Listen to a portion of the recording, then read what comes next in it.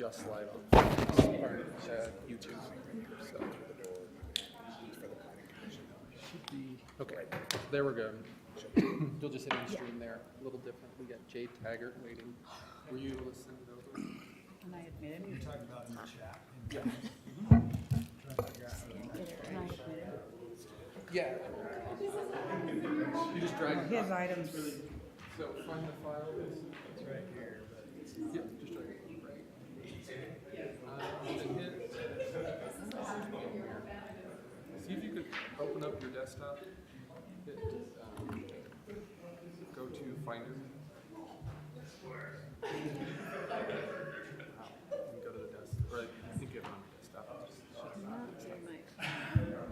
Of course it's I'm just mumbling to Scoot myself. this over to the side. See if you can Just drag it. never ends.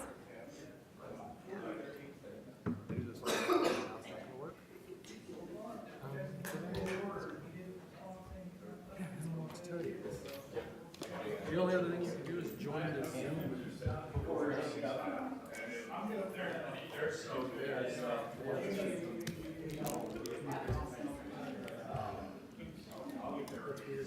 Do you want? Lena gave me her key. Lena gave me her key to the building. I told her she probably needs to keep it because she's going to come in for the meetings for the youth city council. Does she? What do you think? Just sent things to Debbie this week. Yay or nay? She'll just have to come in earlier and come through the front doors. That's super. She's okay. You're okay with that then? Okay. That's what I told her. I said, just keep it. And she's like, keep it.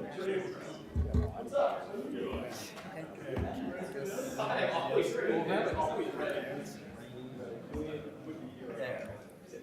I give them whenever it started. Christmas. Christmas days, and they. You'll get at least 2 presents. This is a.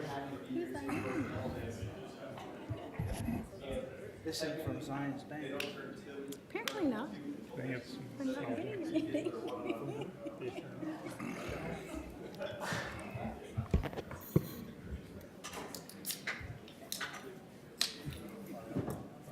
Is that a master key to like the whole city? No.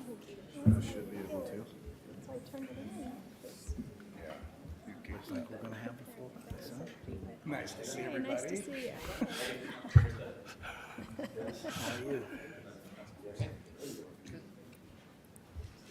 You ready? Okay, it's 5 o'clock. So we'd like to call this regular scheduled meeting in the Santa Clara City Council to order. I'd like to welcome everyone who's in the audience tonight. We appreciate you being here. I'm Mayor Rick Rosenberg. We have present a full council tonight. Councilman Jarrett Waite, Councilman Denny Drake, Councilwoman Krista Hinton, Councilwoman Lena Mathis, and Councilman Ben Shakespeare are all here. We'd like to begin the meeting with an opening ceremony and pledge of allegiance. We've asked Councilman Shakespeare to lead us in the pledge, and then the opening comments will be offered tonight by Luke Meredith with the Short Creek Dream Center, St. George Interfaith Council. And I don't know Luke. Is Luke here? Awesome. Always good to see the guy here. Otherwise, I have to give it. Okay, would everyone please rise and salute the flag? Repeat after me. I pledge allegiance to the flag of the United States of America and to the republic for which it stands, one nation, under God, indivisible, with liberty and justice for all.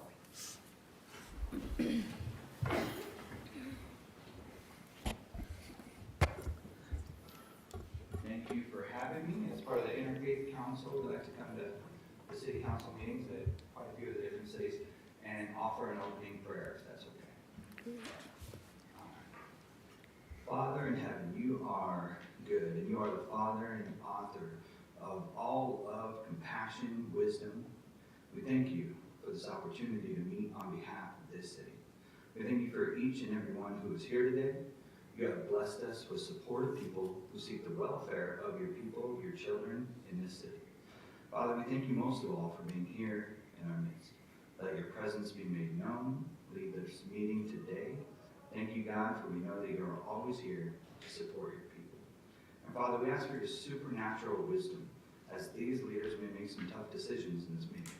Help them to carefully consider the information that has been gathered. May everybody sharing give information that is pertinent points that we all understand and can be on one accord. Help us to be innovative as they move towards solutions. Help them to wisely evaluate options, considering help and harm in each one.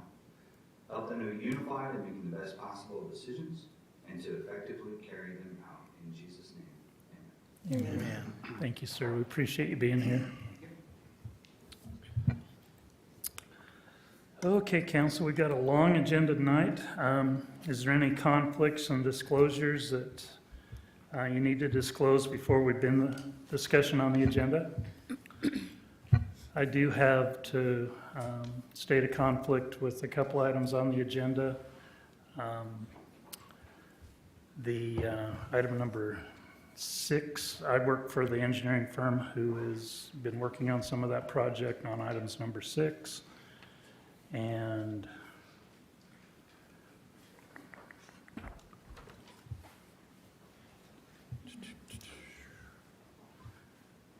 also item number 13.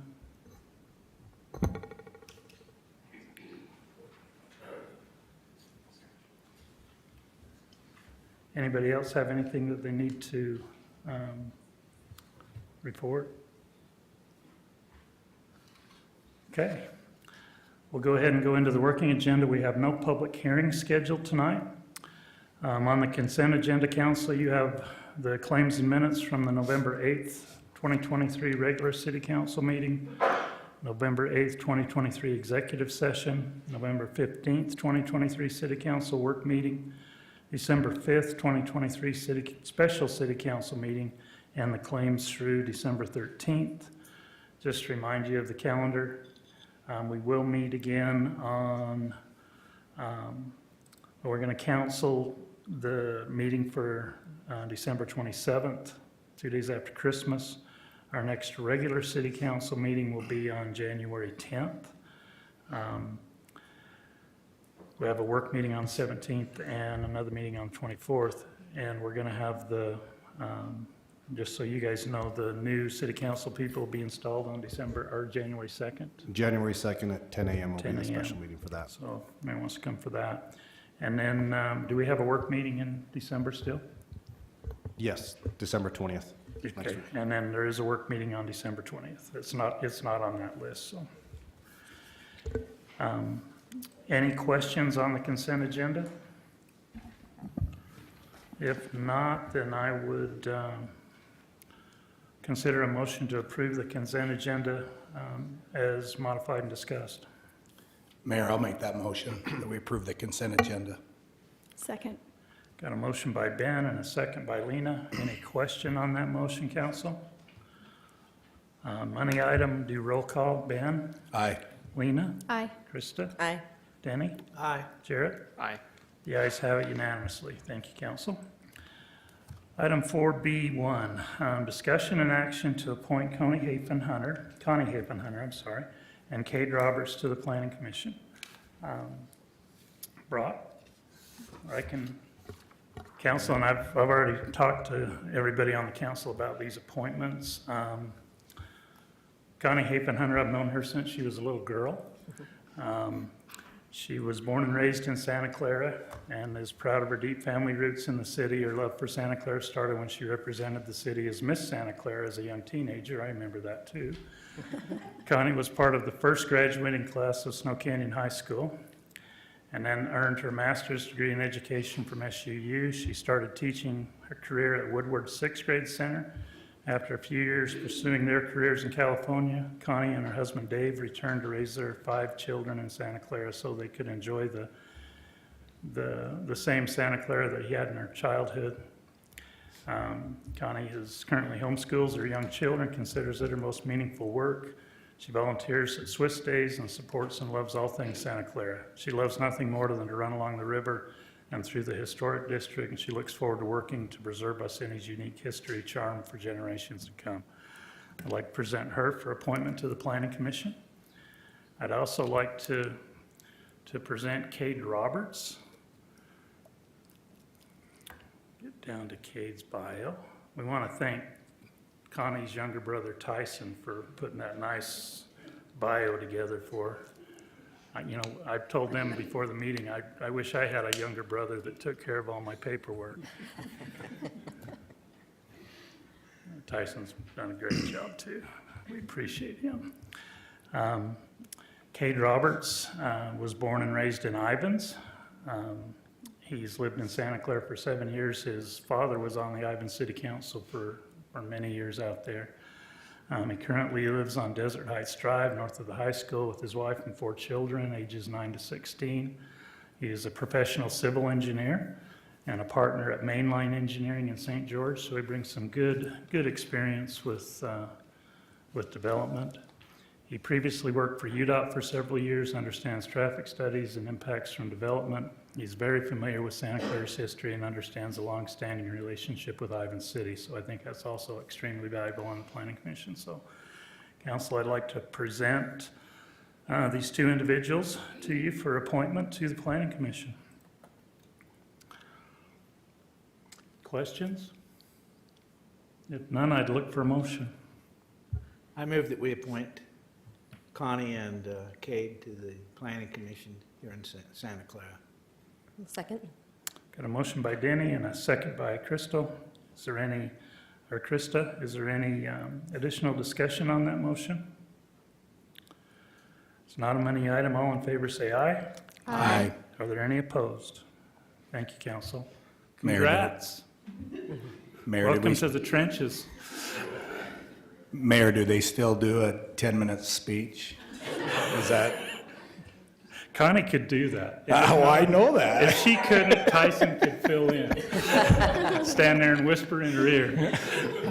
No, this is a great family that I've known for a long time, and I appreciate them being here. It's nice to see that even Dave showed up. Brought the boys. Don't bet against these 2 boys, guys. At what was the event called that we had up to Bucks with the shopping? These guys took the big prize. So don't bet against them. But welcome to public service. Look forward to seeing you in Planning Commission meetings and hope you enjoy it, Connie. I really do. Thank you. Okay, back to the agenda. Item B2 is discussion and action to consider the shack payment. This is the Sand Hollow Aquatic Center. Yeah, so bringing it back to you, Council, as part of the Sand Hollow Aquatic Center there, back when Santa Clara City chose to go in with St. George, the agreement was that we put some money in at the beginning, and then going forward, we would share in the shortfall each year based on the Santa Clara residents' usage of the facility.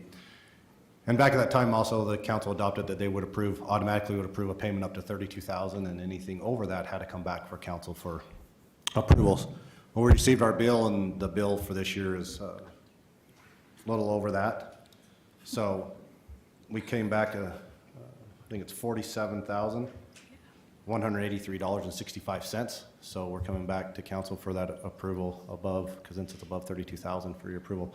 As I showed, our percentage usage this year, or this last year, was 8.46% of the total usage there. So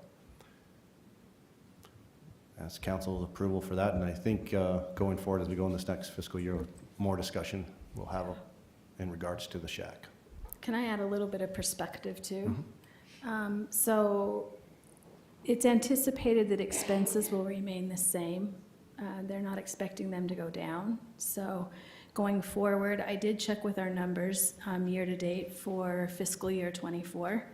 We are at 41% of what we were, so we're just under 50%, which was where we'd probably be. However, we do tend to see some increases in both January and February, and our usage so far, year to date fiscal year, is 8.81%, so it's even higher.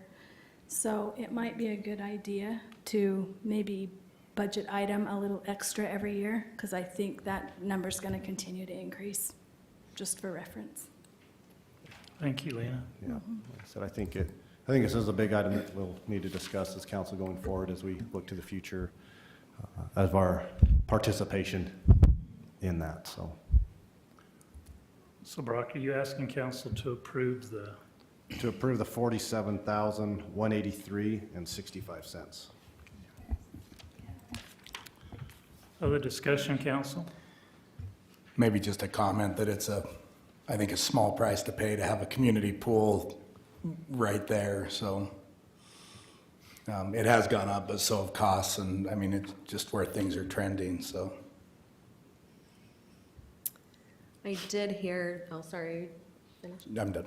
I did hear that they had just recently upgraded or updated the bathrooms so that they are better monitored for safety. So that may be some of this expense, I don't know. Okay. Any other comments, council? Discussion? If there aren't any, then I would look for a motion. I'll make a motion that we approve the payment to the St. George City Shack in the amount of $47,183.65. I'll second. Got a motion by Lena and a second by Jarrett to approve the payment of $47,183 for the shack to the city of St. George. Any question on that motion? This is a money item. Roll call again. Jarrett? Aye. Danny? Aye. Krista? Aye. Lena? Aye. Ben? Aye. Motion passes. Thank you, council.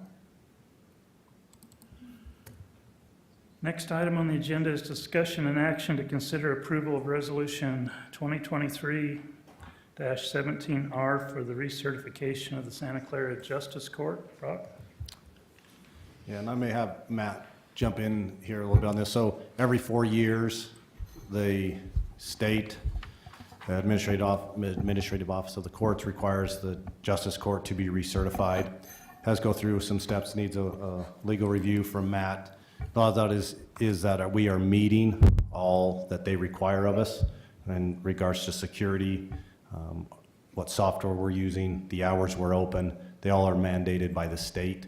And so Matt does a review, sends a letter in stating that we are meeting all those requirements. And so if Matt has anything to add with that, we're just looking to continue our justice court, so in doing so, we need to recertify. Yeah, and I would just add, I think that you have a copy of the opinion letter that was prepared with your materials. That was also reviewed by our court clerk to make sure it was accurate before the final version was submitted. So as far as I'm concerned, everything is ready for you to go ahead and recertify unless there's questions. Any questions for Brock or Matt, council? I do have a question about the Indigent Defense Fund. We have that? And how do we determine how much to keep in that fund? In the what fund? The Indigent Defense Fund? It says you shall, I had the same question because it says you shall have an indigent defense fund. And I've never seen that on a budget item. I'm just wondering where that is. Yeah, and to be totally honest, I'm not familiar with the exact mechanics of how it works. So I'm not going to be able to tell you much other than we do participate in it. So I verified that that was part of what we operate, so. It's the municipality or the county provides adequate funding to provide for it. I knew the county had one, and maybe that's what this is referring to. Yeah, and we don't have our own contracts with public defenders. And so my understanding is that is all run through The county? countywide. Mm-hmm. Even for Justice Court then? Mm-hmm. Okay. Yeah. Thank you. Any other questions, council? If there's no other questions, I would look for a motion.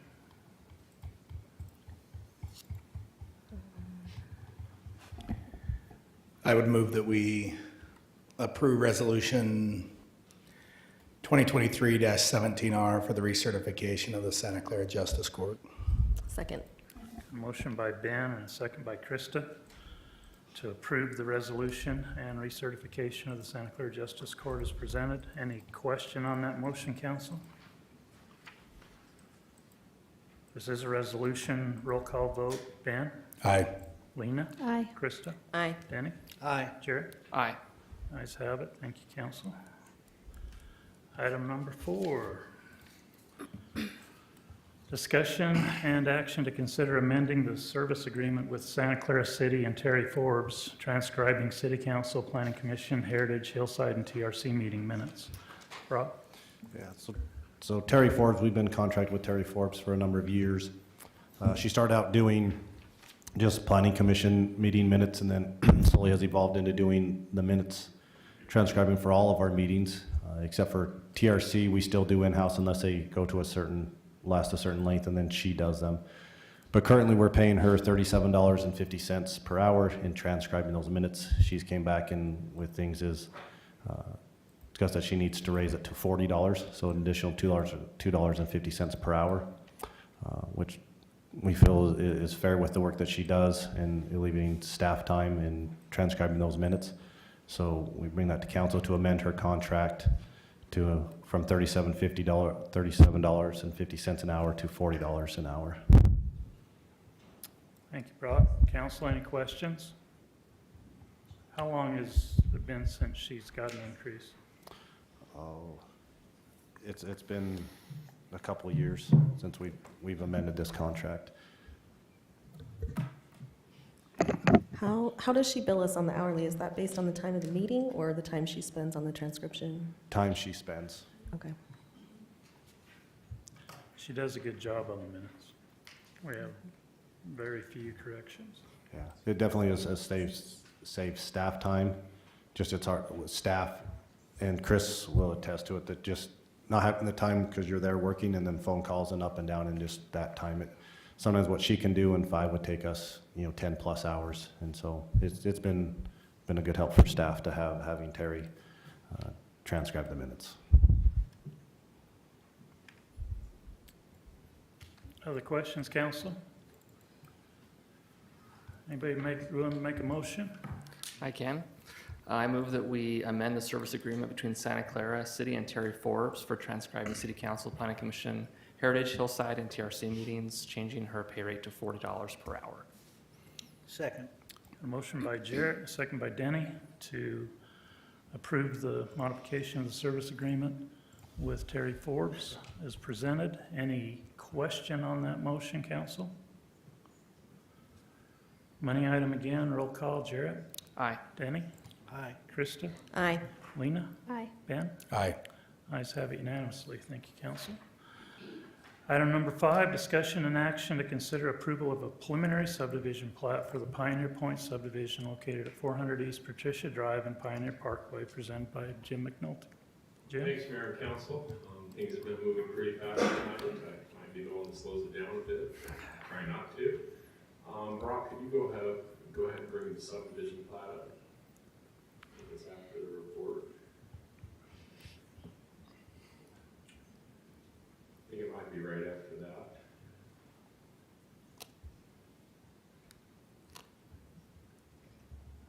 There we go. All right. Let's go ahead and start. Clayton Levitt is the applicant, and again, he's requesting preliminary plat approval for Pioneer Point subdivision. This subdivision includes a total of 133 units on just over 18 acres of property. This equates to a density of 7.35 units per acre. The property rezoning and project plan approval included 82 single-family home units or lots with 51 multifamily townhome units, both front-loaded and rear-loaded. And this was approved and adopted by the City Council as per Ordinance 2023-15 on July 12th of 2023. Now, within our Development Code, Chapter 1768 is our Planned Development Zone Ordinance, and there's requirements that need to be met at preliminary subdivision plat review, as well as Title 16 or Chapter 16 of our code, which is our subdivision ordinance. And so what I'm going to start with is, again, the residential unit count. You see those. This is what we've discussed. And going through the plan, city staff has determined that the preliminary subdivision plat is consistent with the project plan for Pioneer Point. And that was the plan that was included as part of the rezoning and the ordinance that was approved by council in July. And so again, it's 133 units, 82 of which are single-family lots or pad lots, 51 multifamily townhomes, a density of 7.35 units per acre. Now, if we go back up to that color plan, that is the phasing plan. I'll briefly go through that. You can see the phasing plan here, and I want to go through the phases. Phase 1A includes 14 single-family lots with a detention basin area. And you see that at the very top or north, oriented here would be east out in the field, but north straight up and down here. And those have frontage on Patricia and are across the street from existing homes. Phase 1B, that is the area that is red. The other area is a little bit orange, but that includes 21 single-family pad lots and amenity area, parking area, and project amenities. Amenities include restrooms with changing areas, a large pool, hot tub, and an outdoor seating, both covered and uncovered for the community. So you see that there as you work your way down. In this case, it would be west towards 400 East. Phase 2 includes 11 single-family pad lots with project amenities. These amenities include 3 pickleball courts, a green court open space area with walking paths and a pavilion. And Phase 2 is shown in yellow on the overhead plan. Phase 3 includes 11 single-family pad lots, and Phase 3 is shown kind of in the beige-ish color. Phase 4 includes 19 single-family pad lots with project amenities, that's in blue. These amenity areas include a large green court open space area with walking paths. Phase 5 includes 26 multifamily townhome units in 5 buildings and visitor parking, that is in the green on the north end of the project. And Phase 6 includes 25 multifamily townhome units in 6 buildings with project amenities, and that is in blue. And you see that kind of central park right behind the blue units themselves. And if we can scroll down, Brock, and just go through some of the building elevations. Maybe you can just slowly scroll through those as I talk about those. We've had a number of meetings where we've discussed the building elevations in both public hearings with the Planning Commission and previous meetings right here with the City Council as well. And so we have single-family home lots or wide pad lots. Those are lots 1 through 14 that were on the previous plan. And those lots 1 through 14 are traditional single-family lots. They'll have a 20-foot front yard with 8-foot side yards and a rear yard of 10 feet. The wider pad lots, and there's a number of units, maybe we should scroll back to the subdivision plat, Brock, or actually I think the easiest for the audience to see is the color amenity plan. And I can just go through those units. The wide pad lots 23, 25, 29, 33, 37 through 46, 48 through 69, 71, and 74. Those will have a front yard setback of 15 feet to living space with 20 feet to the garage. And the side yard setback will be 16 feet between each building. Let's go up one more. And it's just one more beyond this. So this kind of gives you an idea of where the units themselves are going. And so the single-family pad lots and narrow lot homes, those would be on lots 15 through 22, 24, 26 through 28, 30 through 32, 34 through 36, 47, 70, 72, 73, 75, and 76 through 82. And again, those have 15-foot front setbacks to living space, 20 feet to the garage, side yards at 16 feet between the buildings themselves, and a rear setback of 10 feet. And then we have the one-story townhomes. And the one-story townhomes are located that you see there in the blue in Phase 6 for the most part. These units include 2 bedrooms and 2 bathrooms. The proposed units are approximately 1,100 square feet in size. And those are units 94 through 114. They'll have a front yard setback of 15 feet to living space, 20 feet to the garage, and then side yard setbacks between buildings of 12 feet and a rear setback of 10 as they back up to 400 East, or at least some of them do. The open space has been provided. It's approximately just under 35% at 34.83%, just over 6 acres. The public trail access, if we go back to this, actually leave it right here, this will work. It's along 400 East, and you see the trail there. It's an 8-foot trail. You see it in the brown to our right, if the audience is behind me, and in blue to the left on either side of the access drive that would go into 400 East. That's an 8-foot public trail.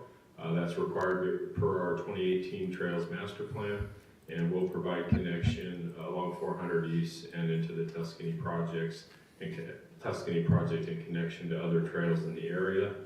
As far as landscaping goes, we have a strict ordinance in place that goes over water efficient landscaping and conservation standards. The applicant has been working with us on that, and they will be required to provide a secondary water connection for outdoor water use, so they will not be using culinary for outdoor use.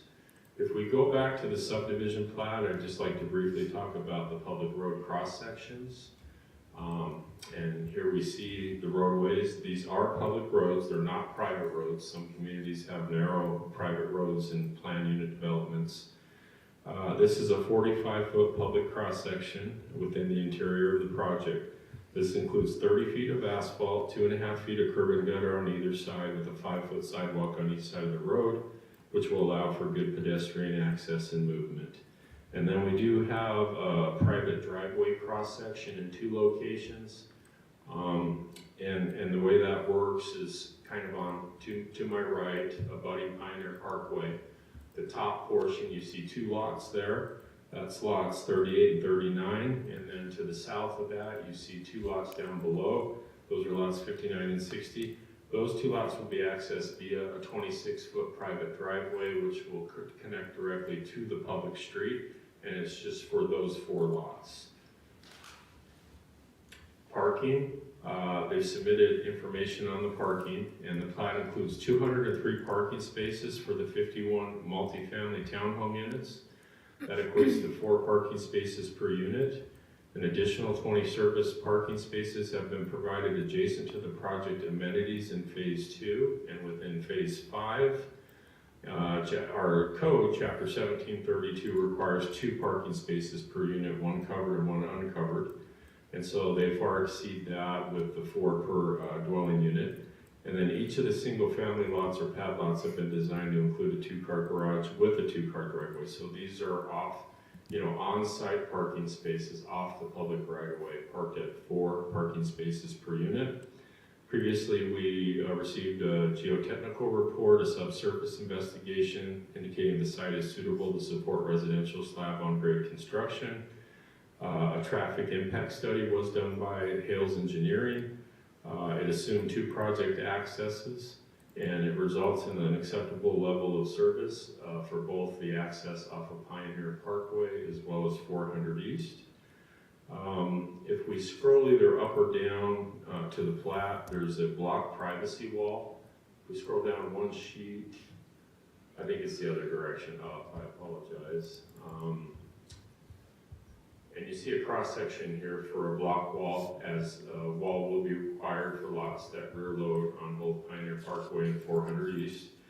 They've provided some information about a 6-foot privacy wall.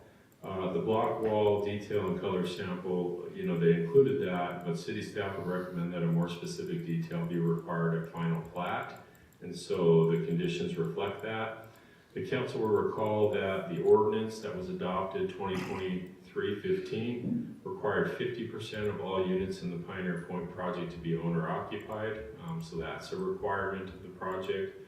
CC&Rs will be required at final plat, and those will be reviewed by city legal counsel. We do require a dust control plan to protect the existing residents in the area. The health, safety, and welfare needs to be considered. And then the last item I have is a temporary drivable access. If you go back to, I think the phasing plan would be good. So during the public meeting on October 26, 2023, the Planning Commission added a condition regarding temporary drivable access once a total of 30 units within the project's interior have been platted. So condition 17 addresses this item. So those are the units on the interior, not the 14 units that face Patricia in phase 1, but phases in the interior with the new street system. Our agenda has been posted on the city website and in public locations as required by state code. City staff has not received comments as of the writing of this report or prior to tonight's meeting. We did hold a public meeting to consider the subdivision plat. We're doing that tonight, but we had a meeting previously with the Planning Commission. We've determined that all state code requirements have been met with the application. The city reviewing departments have gone through the application and find it to be complete. So the city staff recommendation is as follows. On October 26, 2023, the Planning Commission held a public meeting and forwarded a recommendation of approval for this item to the City Council. City staff recommends that the City Council consider granting preliminary plat approval for the Pioneer Point subdivision, subject to the conditions in the staff report. There are 17, and condition 17 reads as follows. That temporary drivable access, which includes road base, be provided once a total of 30 units have been platted within the project's interior, allowing for fire and emergency vehicle access. That temporary drivable access be allowed from Phase 1B to Tuscany. That temporary drivable access be required until the second point of ingress egress is put in, providing access to Pioneer Parkway. And so with that, I'll turn it back to you, Mayor. And the applicant, Clayton Levitt, is here. He may have an engineer from Civil Science here as well, but I'll just sit right here and wait for questions. Thank you, Jim. Council, do you have any questions regarding this preliminary plat? I have one. Can you review, just on the perimeter of the project, where trail and where sidewalk will be specifically? I know the north part of this property already has sidewalk. I can see on the, it just wasn't totally clear. Subdivision plat, 'cause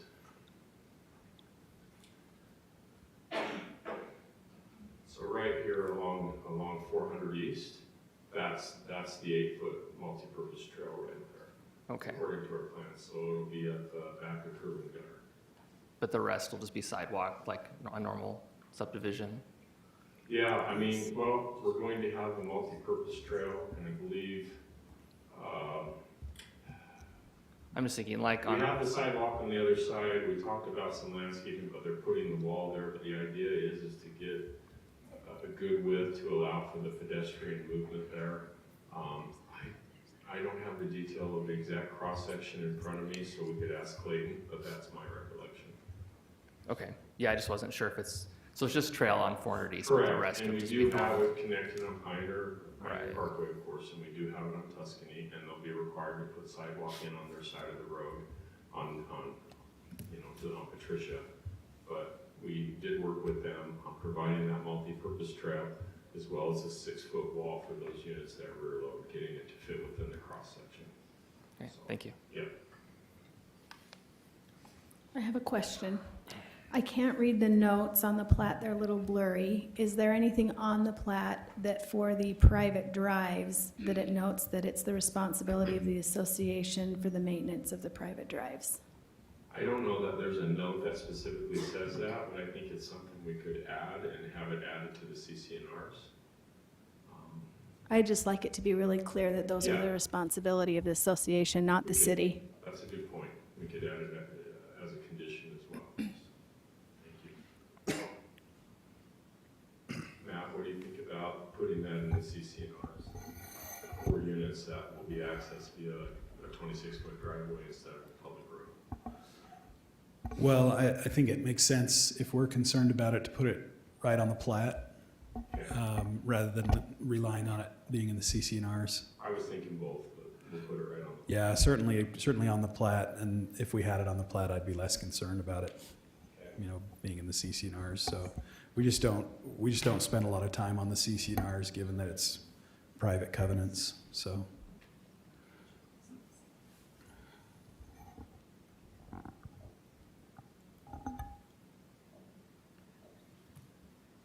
Any other questions, council? Just clarity, and you went over it, that they're public roads maintained, these will be maintained by The city, the city, Yep. except for the private drives that you just noted. Okay. which will really benefit the future residents. Having that pothole, slurry seal, that type of maintenance, rather than relying on funds from an HOA to do that work.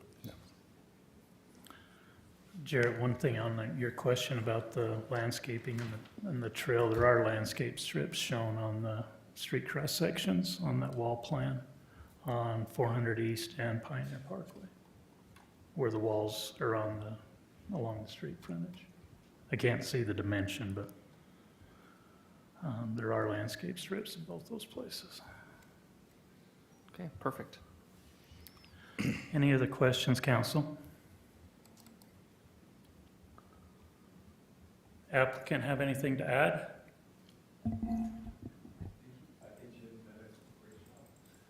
Thank you, Clayton. Okay, council discussion. Planning Commission recommended approval. Correct. Yes. There's no discussion. I'd look for a motion, council. Mayor, go ahead. I'll make that motion that we approve the preliminary subdivision plat for Pioneer Point subdivision located at 400 East and Patricia Drive and Pioneer Parkway. That includes the 17 staff recommendations and a note that the private drives be maintained by the HOA. Second. Got a motion by Ben and a second by Lena to approve the proposed preliminary plat subdivision for Pioneer Point subdivision as presented with the conditions noted. Any additional discussion? Okay, let's do roll call vote. Ben? Aye. Lena? Aye. Krista? Aye. Denny? Aye. Jarrett? Aye. Ayes have it. Thank you, council.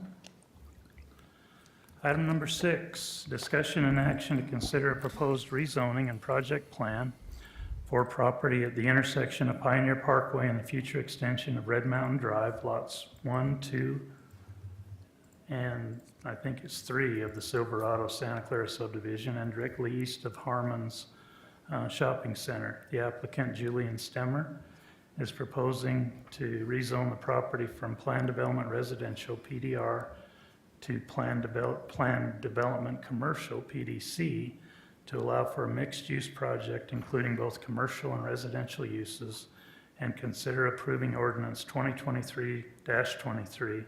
The subject properties total 14.27 acres. Dave Hunter is here representing the project ownership instead of Julian tonight. So, Jim? I was hoping to say that. Thank you, Mayor. I don't know if the site plan's at the very end. The packet was so large, we were trying to get the site plan up front, but I don't know if it's still on the tail end. So we're gonna work our way backwards on this one. So I think it's the last one. It's the very end. Very end. There it is. And, yeah. All right. You went through all of that, so I'll try not to repeat the opening. This is a project that the council has seen previously. Actually, a public hearing for this project was held by the Planning Commission on July 14th. July 14th of 2022. A motion was made to recommend approval to the City Council. And then on August 10th, 2022, the City Council held a public meeting on this item as required by state code. And a motion was made by the City Council to table the item to allow the applicant to work with adjacent residents and incorporate City Council comments prior to resubmitting. And so for the last several months, the applicant has been working on that. We've been working with Julian Stemmer. Previously, we were working with Dave, who's here this evening. On November 9th, 2023, the Planning Commission held a public hearing on this item. And the draft minutes were attached because I wanted the council to see exactly what transpired in the discussions that occurred during that meeting. Those will actually be approved tomorrow night at Planning Commission, so they say draft on them. So all of that's been provided for your review and consideration. The updated project plan, which you have in front of you, I'm not sure why we're getting little yellow things, but anyways, that includes 3 project phases. The original project plan included a 4th phase, which is the white area to my right, across the street from Red Mountain Drive or to the east. That included a pickleball facility with a sports bar and grill. That's been removed. The site, Lot 4, has been sold to Intermountain Healthcare, IHC, for a future Instacare facility. That's what we know at this time. And so I want to go through the different items associated with the project plan. And we can start right here with the site plan, the residential unit count, commercial buildings, and the phasing plan. So the project plan includes a total of 124 units. Phase 1 at the very top includes 28 two-story townhome toy garage units with a second-story living area. And Phase 2 includes 96 apartment units to be housed in 4 buildings. And you see that in the very middle of that site plan. The acreage for these two phases is 11.66 acres. And so this equates to a density of 10.63 units per acre. The project plan also includes 3 commercial buildings with an approximate square footage of 16,900 square feet to be in Phase 3 of the project, or the phase that has frontage on Pioneer Parkway. Now, recently I've been told the buildings are closer to 6,000 square feet, maybe a little bit bigger, so 6 times 3 is 18,000 square feet. It's a little bit of a change. As far as project amenities go, and I don't want to scroll all over because this document seems kind of clunky. And I'll try to handle it from the site plan. Phase 1, which includes the man caves, would include open space and a trail connection that extends from the pedestrian crossing on Red Mountain Drive. And so you can see that there behind the units themselves. If you look to the north, you see that access to the trail and the crossing across the future Red Mountain Drive. Phase 2 would include restrooms with a changing area, and that's kind of the area to the north behind the most westerly building there itself. And that would include a large pool, a hot tub, a barbecue area, and an outdoor patio structure. And then Phase 3 includes open space and outdoor seating areas adjacent to the proposed buildings. And you can see that there, the 2 buildings that face Pioneer Parkway each have a couple pockets of open space on either end for outdoor seating. So now I want to talk briefly about the building design and materials. So we'll need to scroll up and get to some of those renderings. I think that will work for now. That's kind of that amenity area that shows you the pool area, the outdoor patio area. Let's scroll up a little bit more. Sure, we can talk about the retail. So Phase 3, these are the retail renderings. This includes an exterior stucco system, color fiber cement or pre-finished metal cladding system with an aluminum storefront and windows. The roofs will include a single ply membrane. The building height for the commercial buildings is at 21 feet 4 inches to the top of the parapet. And so the applicant would be required to work with city staff and meet all city requirements and do more site plan review if something like this is considered appropriate. Let's scroll back up a little bit more. These are the townhome units or man caves. They include a modern design with an aluminum panel system utilizing both a wood and metal finish appearance with large windows for natural light. The roof will include a single ply membrane system. The building height for these buildings is approximately 24.6. And then let's scroll up one more. That's another viewpoint. And then this is the apartment building. This is a rendering. We've got the elevation up on top. This includes a modern design with an exterior stucco system, a metal panel system, an aluminum panel system with wood finish, metal for the guardrails and large windows. The roof is also a single ply membrane system. The building height for the apartment buildings is shown at 34 feet to the top of the canopy. Our zone, whether it's PDR or PDC, allows a maximum height of 35 feet. So they're showing it just under that. If we want to scroll back down to the site plan, as far as open space requirements, they're indicating that the plan that's submitted is approximately 40 acres. 40%, 4.65 acres of open space for the residential area, which is phases 1 and 2, with approximately 32% or 0.82 acres of open space for the commercial area, which is phase 3. So So they've split the different open space areas up. The public trail access, we talked about that with phase 3, but also an existing pedestrian trail is located along the property frontage. Pioneer Parkway will remain in place in the area here. And along the eastern edge of the project and Red Mountain Drive, a 15-foot maintenance trail easement is shown on the project plan. This will allow for the future connection of the IC property once the site is developed, allowing for connection to Pioneer Parkway. So if you look at Red Mountain Drive and you work your way to the right or east, you see that 15-foot easement. That is providing access back to the trail system along Pioneer Parkway.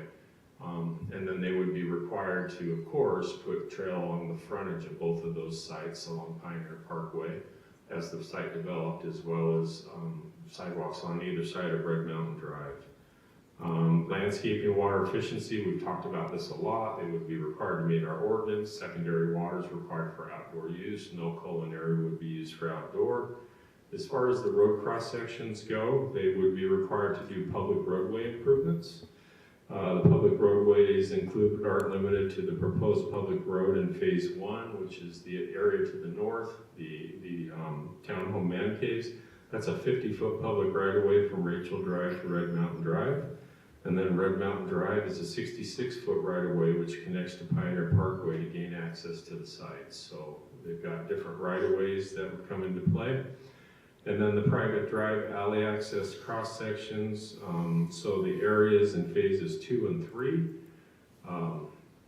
those would be a private driveway system, and those would be required to be 26 feet in width to allow for access in the interior and allow people to turn in and park and pull out in a safe manner.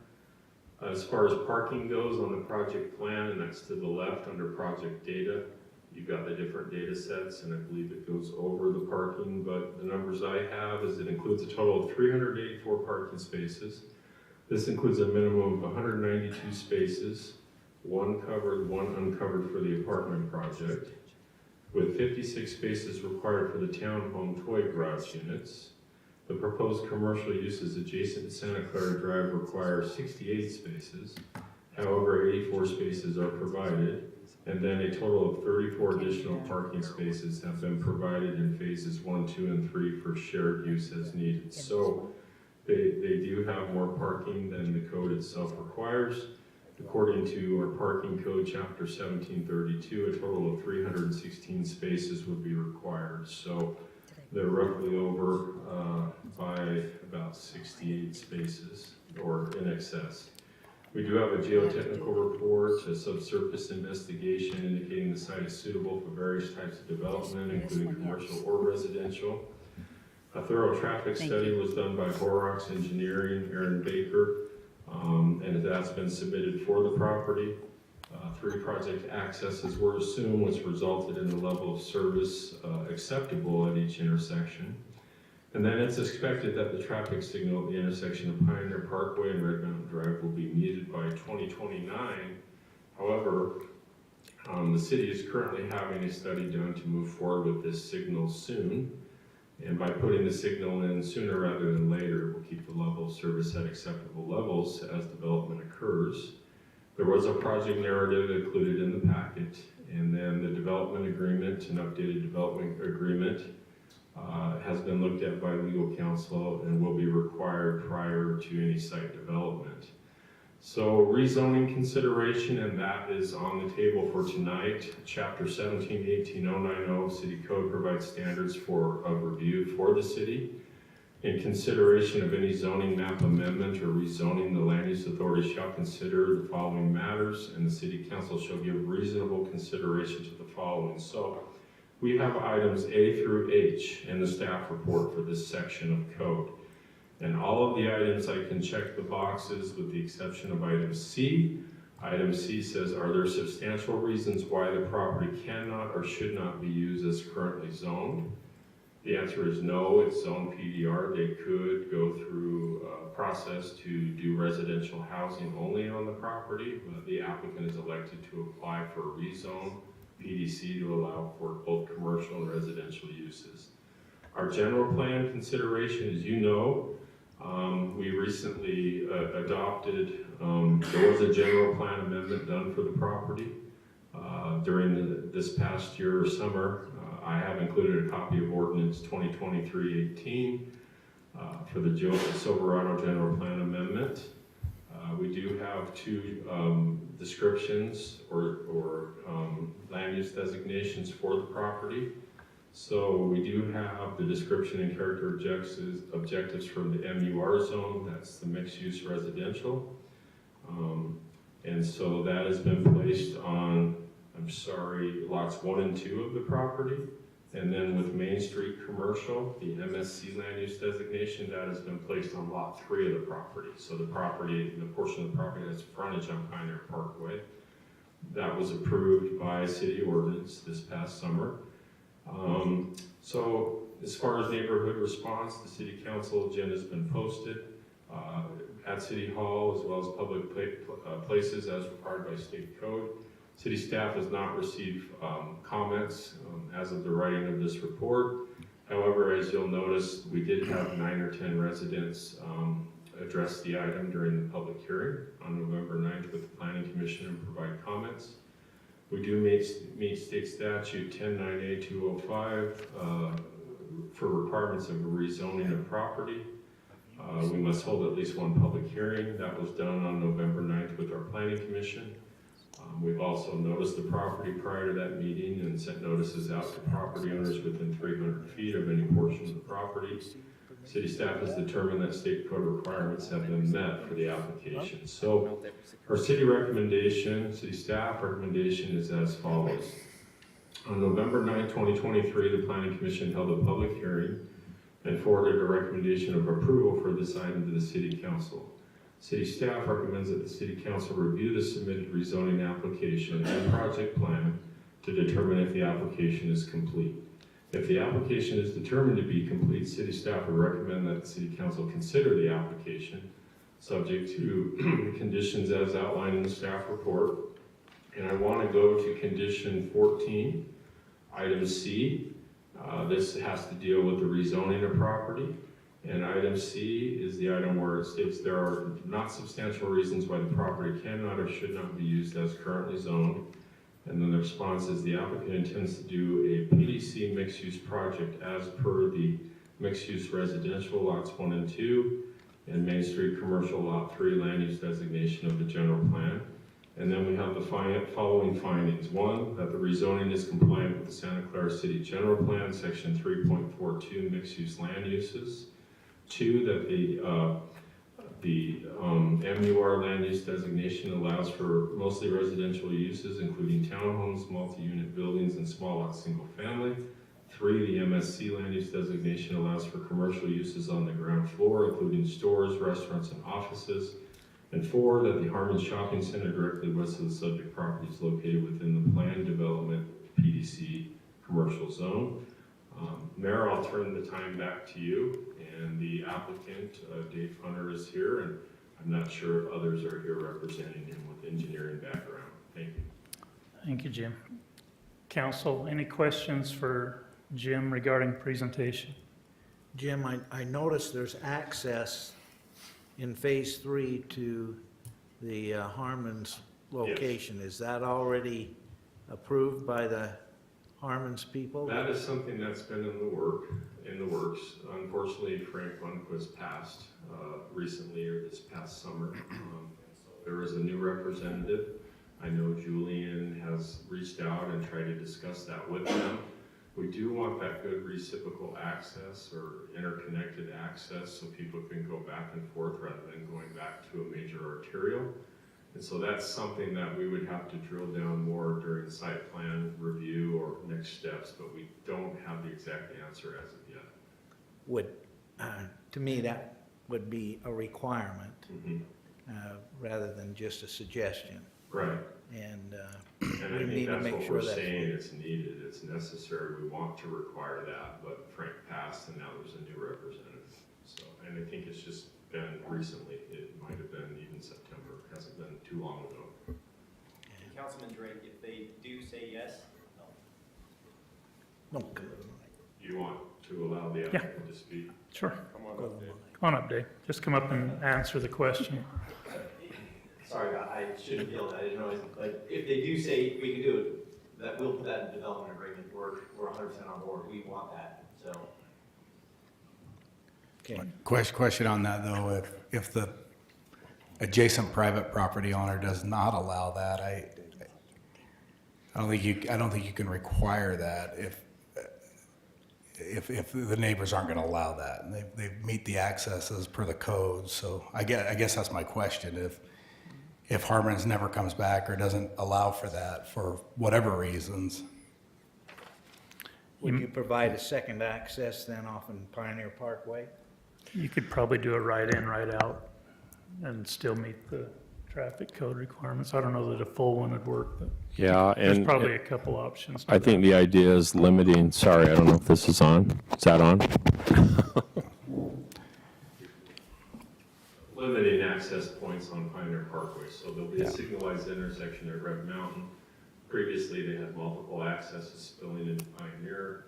It'd be better to limit those based on the capacity and the speed than tying in directly to Harmon's because it's right there. You know, these centers would connect up. But if that was turned down, we'd have to look at something else. The ingress and egress into that area from the corner of Red Mountain, how far is that away from the corner? I mean, if we're gonna put a traffic light on that corner, that could be an issue. That's a good question. I don't know that exact distance as far as. Jared's here. There, Oh, Jared, yeah. Yes, from a signal, a lot of times, yeah, I'll let you answer that. I have a number, but let's see. Jared Bates, I think it's approximately 200 feet. We have enough for a right turn lane. Yeah, it's about 2 to 250, somewhere in that range. On a major arterial, isn't there a requirement of 250? That's the intersection spacing. Well, that's The what we're talking driveway, about. yeah, you could do, that may limit the full service. Right in, right out wouldn't require that much. Do you mean from Red Mountain to the phase 2 that we were talking about here, that spot? It's that or the driveway that's west of Red Mountain. Yeah, about the same. You can kind of see the way it's spaced out, and that's kind of how, yeah, I would say that's about the length you're looking at. Well, That's with the 40. light being put in there, you're going to create a bottleneck if you don't have distance there. Yeah, and I know, I was looking at the space with based on traffic study as well, too. They have some recommendations there. She is in a park here. I don't think so. they're online, if there's any, they're listening right now, and if we need to patch them in, we can. If Denny wants that question answered, we can ask him.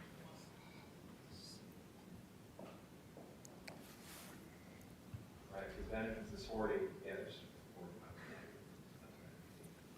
I was thinking 300, but I'm not sure what that number is exactly.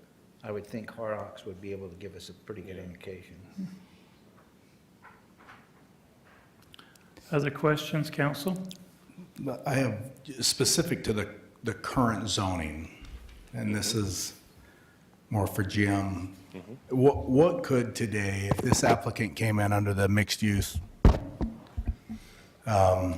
residential there, what density would be allowed under the current zone? Well, the PDR zone, if we go through that process, has a base density of 8 units per acre. And so to get a density bonus, there's quite a lot of things that have to be met. Can't ever guarantee anything like that. That could allow up to 12 units per acre with the density bonus. But the base is 8 units per acre. The item we had on just before this item, the Clayton Levitt's Pioneer Point project, came in lower than the base density of 8, 7.35 after going through that process. So, you know, up to 8 is the number I can say. It requires additional approvals to get more than that. So under the 8 at 17 acres is, who's our mathematicians? I know Connie is. How many, today you could propose how many? About 100. Townhomes, is that what you're? Townhome, I mean, if we just went straight on. I think it's more than that. 14.25 acres. Yeah. Is phase 3 in that current plan under the residential, or is it under the commercial? This plan, Current zoning. current zoning is all PDR. Okay. There's no PDC. So there's no commercial going to that corner then? Not currently, it's all PDR. That's the only commercial we've got? Right, right, and the Harmon Center is in the PDC, but this property is currently PDR. The answer to my question is 142, just so everybody, the current, eight per acre is 142. And that's, you know, that's not considering roadways and everything else, but the base is 8 units per acre. They've got about 7 1/4, just throwing that. Yeah. I think as we go through this again, this is a big project for a variety of reasons, but Right. I think it's important for everyone to know that could come before us, and it's zoned that way, so. I just have two. Absolutely. Okay. First of all, I know it's all on your minds, but I hope, Connie, I hope in your tenure you don't get a bunch of hate for being married to the dirty developer Dave Hunter. Let's just make that distinction. And I have a little twitch in my eye right now because I'm so tired. I was in San Jose this morning, woke up at 4 o'clock for a flight, and drove down to St. George right after, and now I'm so tired I can barely speak. First of all, thank you, Mr. Mayor and Council. We've been at this for 4 years, and we've gone through enough iterations of the site plan that we are keeping Mayor Rosenberg in diapers and new tires because they keep doing site plans for us. When we first got this property and it was zoned for solid residential, that's really our expertise. That's where we really wanted to go with this, is solid residential. In meeting with the city council, meeting with the mayor, the planning commission, that didn't fill the exact needs of the city of Santa Clara. They needed a commercial base, they needed some tax revenue. So we took the first plan, scrapped it, came up with another plan, and that plan had some storage units on it and some other things, and working with the neighborhoods, the city council, the planning commission, they didn't love that, so we scrapped that idea, came back with something with some pickleball courts, and to pacify some residents and some city council, we scrapped that, and came up with a plan that I think has been an absolute collaboration between the city council, the developers. Julian would be here speaking tonight, except he just had a kid on Saturday, and he's on dad duty right now, so they've sent the dishwasher to come figure this out. But we have worked extensively with the neighborhood, the planning commission, and the city council to get to the site plan we're at right now. One of the things that's really important to us is being neighborly and not coming in and just cramming things down people's throats. That's never been our MO. We've never done that. On the south side of this project, across Pioneer Parkway, we had neighborhood meetings with that neighborhood, because those are really the people over that fence that get to look down on the project the rest of their lives. And we got a unanimous consensus from that neighborhood for the people that are directly affected by that view corridor. They passed up on this project. We had a C-store on that southeast corner, and we took that out. And they didn't like the pickleball center, so we took that out. And through a 4-year collaborative process with everyone, this is what we've come up with. And I've got just a couple little facts I want to throw out there, which to me was fascinating. I had Julian pull this stuff up. On December 5th, you guys probably can't guess what the average home price is in Santa Clara, Utah right now. $833,000 is the average home price according to the MLS on December 5th, 2023, $833,000. If you're a person that wants to come live in your beautiful city of Santa Clara, and you have to come up with the 20% down, you have to come up with $167,000 of cash to put down. With your mortgage, your PITI, your payment will be $5,777 a month to live in Santa Clara in an average home in Santa Clara right now. The other thing that's been a hot topic in Santa Clara, St. George, southern Utah, all of Utah, the entire Western United States is water.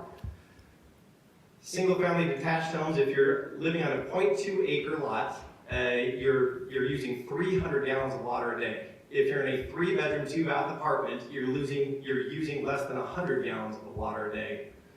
Urban sprawl is one of the big problems in the world right now, and urban sprawl is a problem because when you start building houses outside of Santa Clara and then into St. George and into Ivins, and people work in Santa Clara. All they do on their lot is they get in their car and then they drive into Santa Clara and create traffic, and when they're done with their work, they drive back out.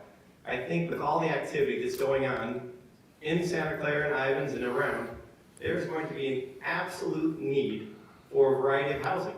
That people that are working in the community and around the community, I don't know how many people can afford $170,000 down and a $5,700 a month payment. And I think, again, in the city's thought process and foresight, they've come up and said, you know what, we need some tax revenue, we need to use this land, this is one of the last pieces of land, and even though it's zoned residential right now, in conjunction with the city, I think that we're answering a lot of questions. It's not the global answer. There's never going to be a global answer because people want to come to Southern Utah and live. But this would put a little dent in what's going on in Santa Clara. It's going to alleviate some pressure from the prices that you guys have in Santa Clara. It's going to add a tax base for people in Santa Clara, and it's going to offer some places for people to live that they can afford. So you're gonna rent for $500, right? No, we're going to rent for $5,500 a month because that's $200 cheaper than anyone's home. So that's kind of where we're at. But I mean, I think about, you know, and I have kids. Julian just had my 4th grandchild. And we live in Orem, Utah right now. And all of my kids want to be around us. And right now, it's not even an option to live in Orem anymore. And it breaks my heart that it's going to, I mean, it's a little dramatic, but it's going to break up the family. They're going to have to go somewhere else to live because they cannot afford to live next to us. And it's something that we're talking about all the time. Like, where are we going to go if we want to be together as a family? Where are we going to show up? Because the kids can't afford Orem. And that's for us grandparents. I have 4. It's top of mind now. And when you start thinking about what the next generation is going to do, and it's a hugely important thing for us and our family. I don't know if it is for you guys, but for us, it's a big thing. We want to be near family. But again, thank you. I mean, here we've met a bazillion. I mean, we've talked, we've listened. And I know that the people on the City Council and the Planning Commission and the community will say as developers, which is sometimes not a great title, but as developers, we truly listened. We made the adjustments. We took into consideration that every input we got, we took into consideration, and it's reflected in this. And again, it wasn't the greatest thing. You know, some people didn't still love it, but they appreciated that we made the concessions and came with the site plan. And even Councilman Drake, who flat told me, Dave, I'm probably not going to vote for this. I promise you, if he called me tomorrow and said, Dave, let's go get a Diet Coke together, I would go with him. It was a cordial, nice conversation that wasn't combative, and we found some common ground, and whether he votes on it or not, it doesn't matter. I at least left the process knowing that, hey, he listened, I listened, we respected each other, he didn't throw anything in my car, and we go share Diet Coke. As long as you drive. Well, you'll have to buy too. And I'll have to buy. Oh, that's a bribe. No. So that really is not my argument for anything, but that is kind of just what I wanted to say. And after 4 years, I'm glad that we're finally at this point. I'm glad that the Planning Commission, they were on the same line with us and they voted for it. And hopefully we're close. Thank you, Dave. Any questions? The affordability idea is still really good. I think everybody is concerned about that. The only problem I see is that affordability doesn't stretch far enough down to still make it affordable for those moving in. I mean, you're looking at townhomes that are renting for $2,500 a month. I don't know any new families that can afford $2,500 a month, or the new townhomes are coming out at $500,000. I don't know if anybody can afford $500,000. So when we talk about affordability, not to take from your project, but I don't see anything in here that makes this affordable. Time is going to have to work. We're going to have to find cheaper land or cheaper product or material to make it affordable for those who are trying to get into something new. And I understand the concept, and I hope that something happens that will make it affordable. And this is a step in that right direction, but it doesn't really complete what needs to be done for affordability. And Councilman Drake, we haven't got this project, we don't have construction running, so we haven't got it totally bid out. But right now, and you can't hold me to this, and this, I'm not saying this so that it curries favor to anybody, but we always get 7% return on our capital. And that's, we just do, it's just formulaic. We can't go less than that, we can't go more than that, you're doubting people. But right now, it looks like we're about $15.50 per apartment. And that's, comparatively speaking, that's low. That's low. And we are not price gougers. We always just do things with formulas, and our formula is very specific, and if it makes people happy, it's great. Other questions for the applicant, council? Thanks, Dave. Thank you, Mr. Mayor. Okay, just any other? My last shot. If there's anybody in the community, we've always left our phone numbers and emails. If everybody has a question or anything, you can always directly call us, and there's not a human being here that'll say we don't call them back immediately. So. Thank you, sir. Okay, discussion. Any discussion, council? I believe what we're talking about is really a necessary item, and it's housed in a location where it's bordering on townhomes and commercial. The one thing that I like is the fact that we are including some commercials, so there's some retail that can offset tax base so that property taxes in the city of Santa Clara don't skyrocket. But those things couched with what we're planning, this does look like a very viable project. It does create traffic. It does create some issues as far as Pioneer Parkway is concerned. That's something that we as a council have been concerned about ever since Ivan started developing everything along the road. But as the plan is presented, going from a residential zone and including a commercial zone to me is very important. Councilman Trace, you guys have created your own problem. You created your own problem. You created a city that people want to live in, and people are going to come, and they are going to come in droves. I don't know, you guys probably read the same studies that I do, but you guys are not just discovered. You are now sitting on top of a bushel, and people want to come. Other comments? Jarrett, do you have anything? Yeah. So as I've thought a lot about this and talked to residents, and I have met with Julian several times and looked at different options, and I do appreciate the work the developer's done to work with the council and work with residents and really try to find some common ground.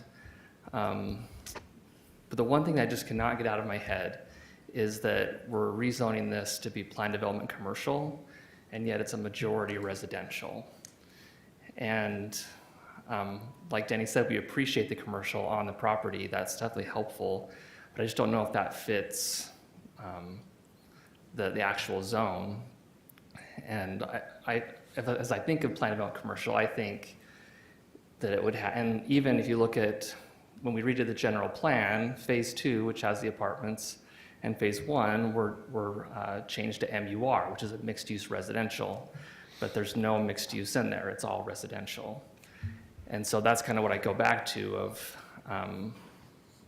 if we're going to do planned development commercial, it should be a majority commercial with some residential, but it's flip-flopped right now in the current plan. And so that's hard for me. And just considering where this is, I would hope that we'd have a majority of commercial on that property, just so we can offset future property tax increases by sales tax. Another concern I have with the plan is on phase 3, the renderings and the elevations don't match what's on the plat map or on the site plan. So I don't think we can even approve those with the way our ordinances are. We need to have actual elevations that match. And I know that's been switched around and flipped and things like that. And I know the Planning Commission got kind of hung up on, they initially tied, and then they decided to approve it with the thought that, well, that phase 3 will have to be reworked somehow. And And so that's definitely a struggle of mine. And then there's just that overall thought of, yeah, I mean, I've talked to Switchpoint about, how do you solve this affordable housing issue? And Neil Walter, that's in the audience, gave a really good presentation recently at the Hack Forum. And it's a really, really tough nut to crack. One option is just supply and demand. You just provide more supply. Unfortunately, I feel like there's almost an unlimited demand in southern Utah. And so you really can't spend your way out of it. It's going to be really hard to even build out of it. And we've just approved so much density in this part of Santa Clara that I'm worried that we're just tipping the scale of changing what Santa Clara feels like. And so that's where I think if this was majority commercial, it'd just be an extension of the Harmons area. I think it would feel normal and could really help.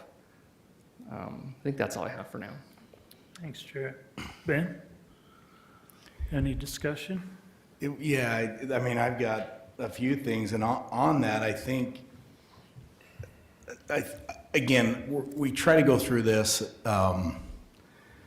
and everybody's got opinions on how this should look. And on one hand, we say, we've approved all this density. It's approved right now for density. I mean, it's approved at 142 units with the ability to go to a bonus density and add another, 60 units in that, under residential.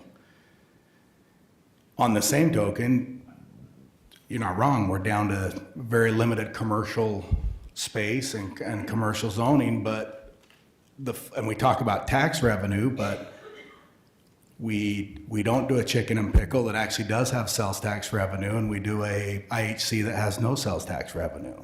And we don't want a C-store that's one of your number one sales tax revenues for that size of space, and we put in, I'm not saying those are right or wrong to any residents that are here, but that's the message we're giving is we don't want high density residential even though it's zoned for that, but because you want commercial, we want it all commercial. And I probably don't disagree with that, but if in fact we truly want sales tax generating commercial, it feels like we've steered away at that in some way, not always, but the comments will come back that, well, let's do office space. Well, then we're getting zero out of that. So I think we need to be careful I think we've given a lot of signals on this thing, and I'm guilty in that as well. I'm not saying I'm the only one. It's that you look at this going, okay, right now it's residential.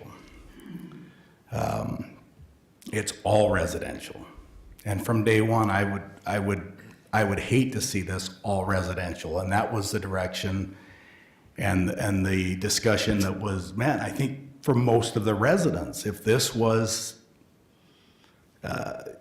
townhomes going, we've got those emails, they're in our inbox, there's hundreds of them, but that's currently what's approved. And so then as we look at this going, I put questions, the residential piece I think is it's funny, the residential piece is the part we're having, and the density of that we're having the biggest heartache of, because we're changing over to commercial. But then I think, okay, is there balance in there to say, okay, maybe that is too dense? When you talk about residential and the location, you read all the studies on location of higher density residential, this checks every box of where you want it. You want it near your public transportation, you want it near your shopping, you want it where you can get to that. And then as you say, as you sprawl out, you go to higher, your lower densities, your quarter acre, your half acres, and then from there get into your larger lots. I mean, it checks all the boxes for that. Is there commercial there that would be a better thing for the city? Probably, but I also think there's got to be some discussion on how that is, because currently if there was 142 units right there right now, I can't imagine that too many people in here, including myself, would be like, yeah, this is what we want.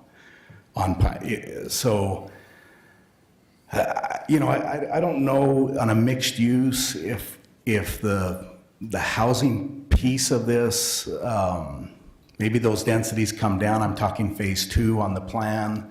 The densities go down to where there's some commercial aspect underneath where it becomes a mixed use type thing, and you still get the ability to have, commercial in that.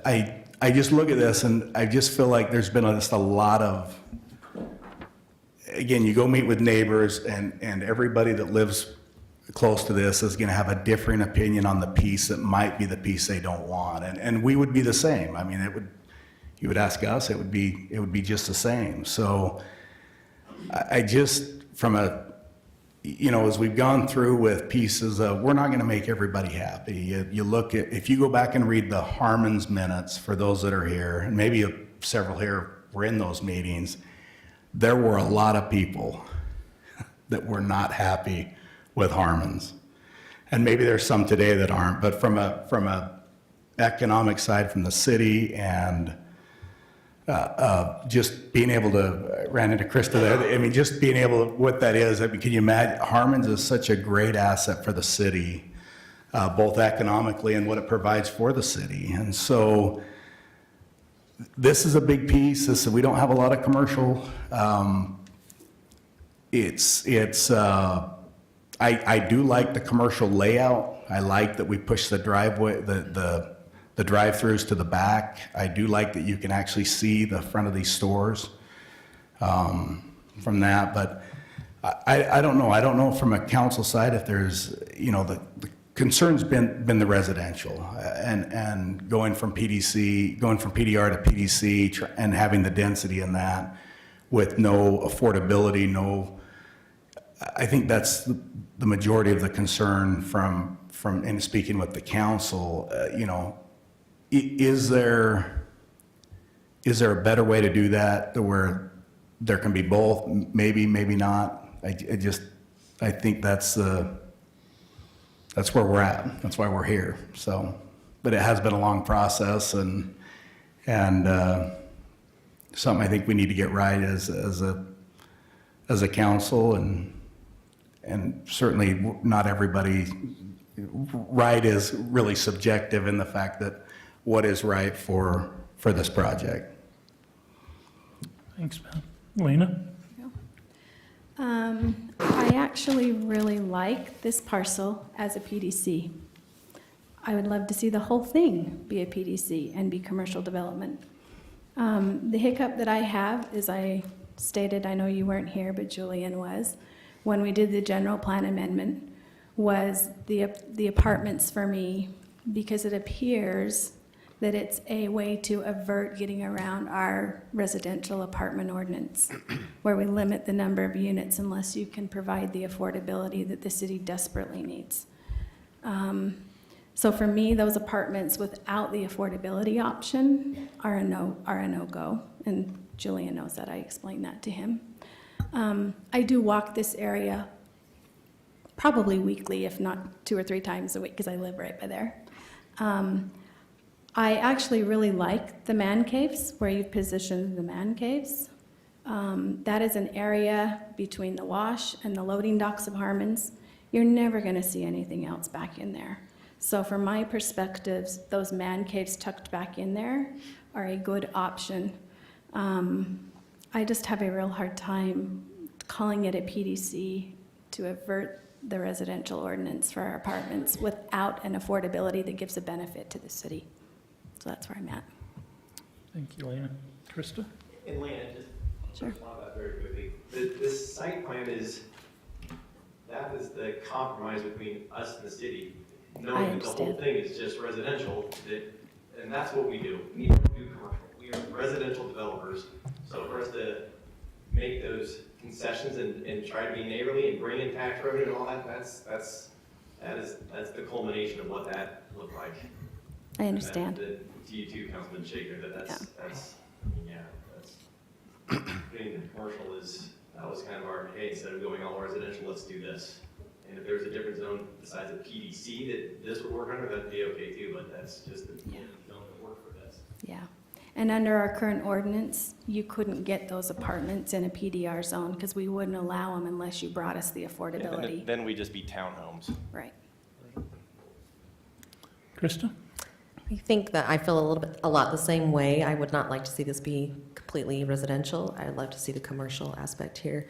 But I do worry about going from the PDR zone to the PDC zone without quite a bit more commercial in this project. I do like the man caves, she sheds, the placement of those. They make sense back there. But this is kind of our last commercial spot, and I said that last time this came before us, we really need to get this right. And for me, this isn't quite there. Okay, thank you. One question for Matt before we look for a motion. Matt, is it possible for council to recommend approval of like one portion of this and not approve the whole thing? Like, I've heard positive comments about the man caves. Is it possible to approve lot 1 for the man cave that would allow them to move forward with that portion of the project and not approve the apartments and the existing commercial as laid out? Yeah, I think so, especially where the property is, clearly divided between the different use types. I think that could be done.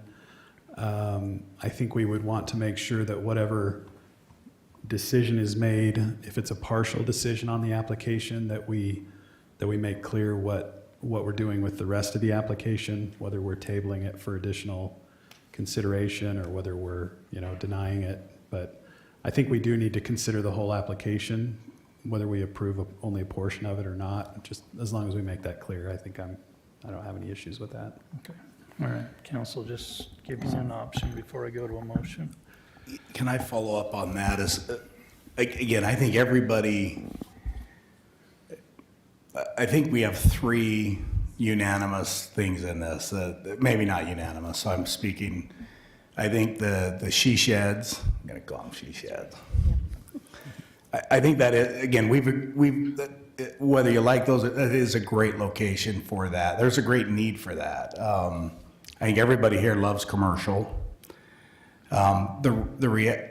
If phase 1 is it approved under a PDC or a PDR?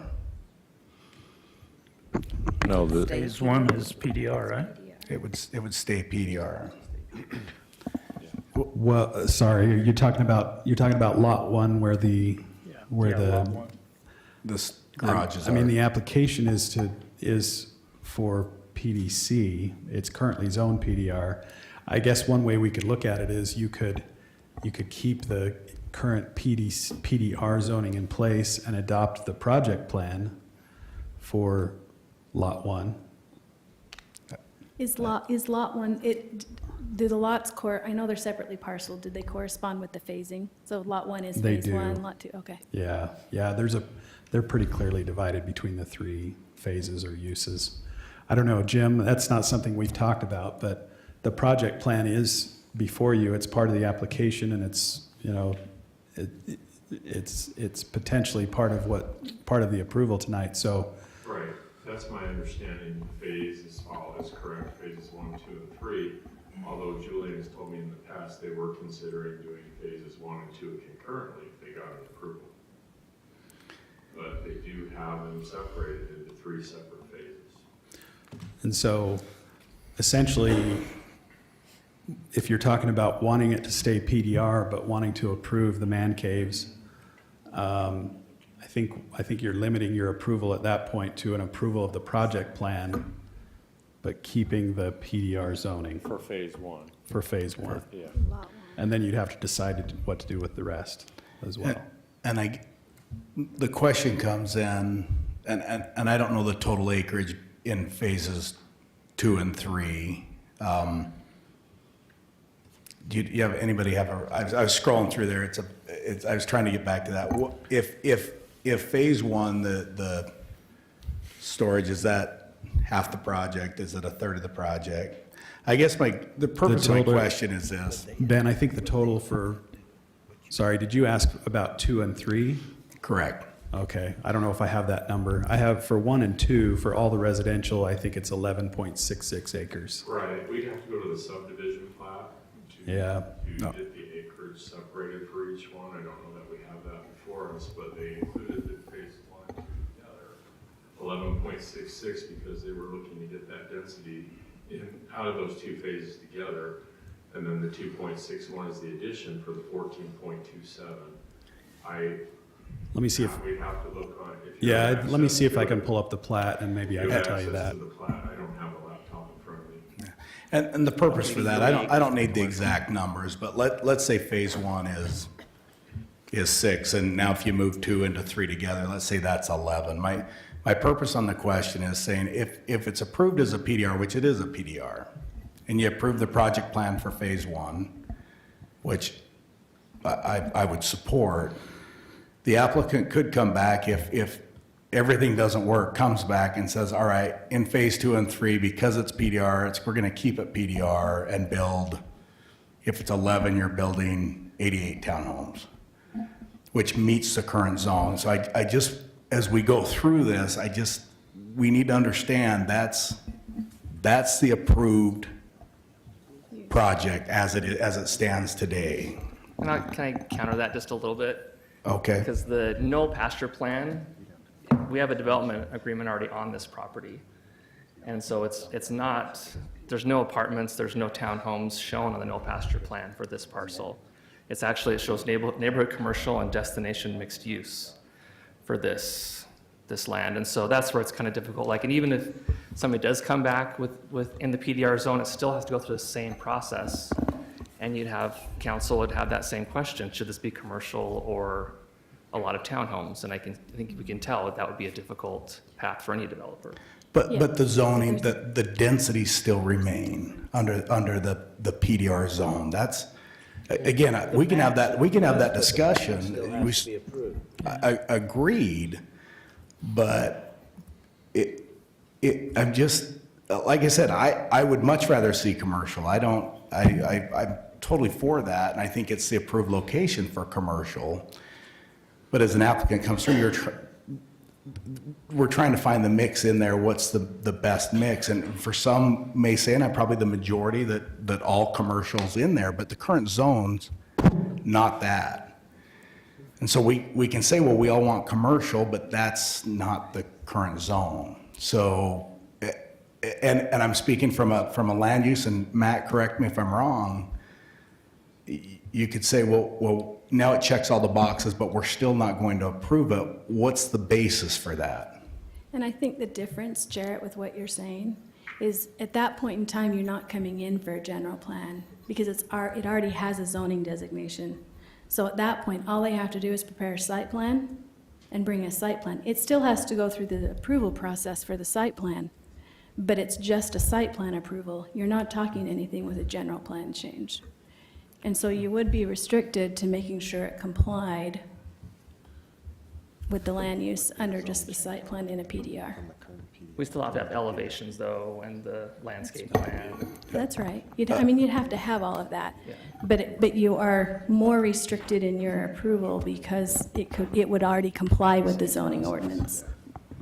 Yeah, I'm not saying the elevations in that. I'm just saying the actual count, the density. Even though it's on PDR, you still, through the code, are required to do that PDR amendment and then go through those processes. So it's looking at it again, getting eyes on it through a public hearing process.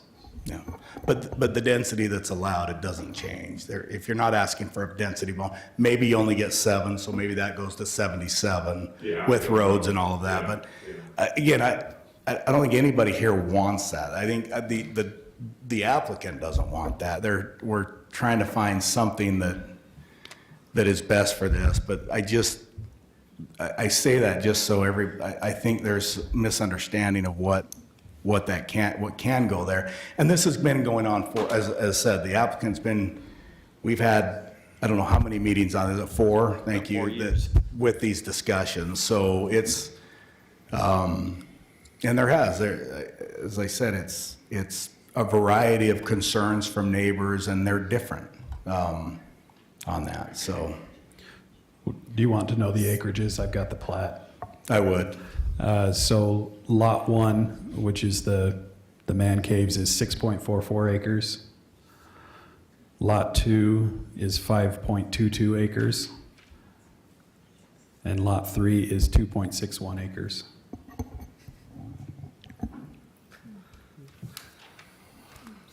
And can I just comment on, I'm worried about the way we've noticed this meeting. If we're going to potentially leave it as PDR and approve just the development plan for that, that's not what we advertised for the meeting. So I think it'd have to come back if we're going to do that.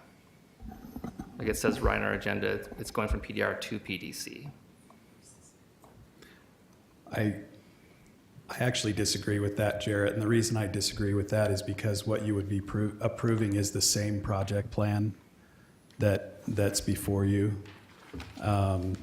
So as long as you didn't vary from what's before you in some respect, you can approve a portion of it and not approve another portion of it.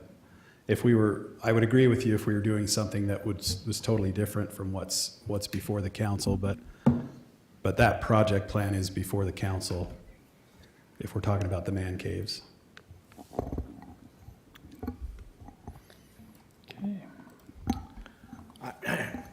You know, we could actually, as the lame duck member of the council, we could just table this until the new ones come on board.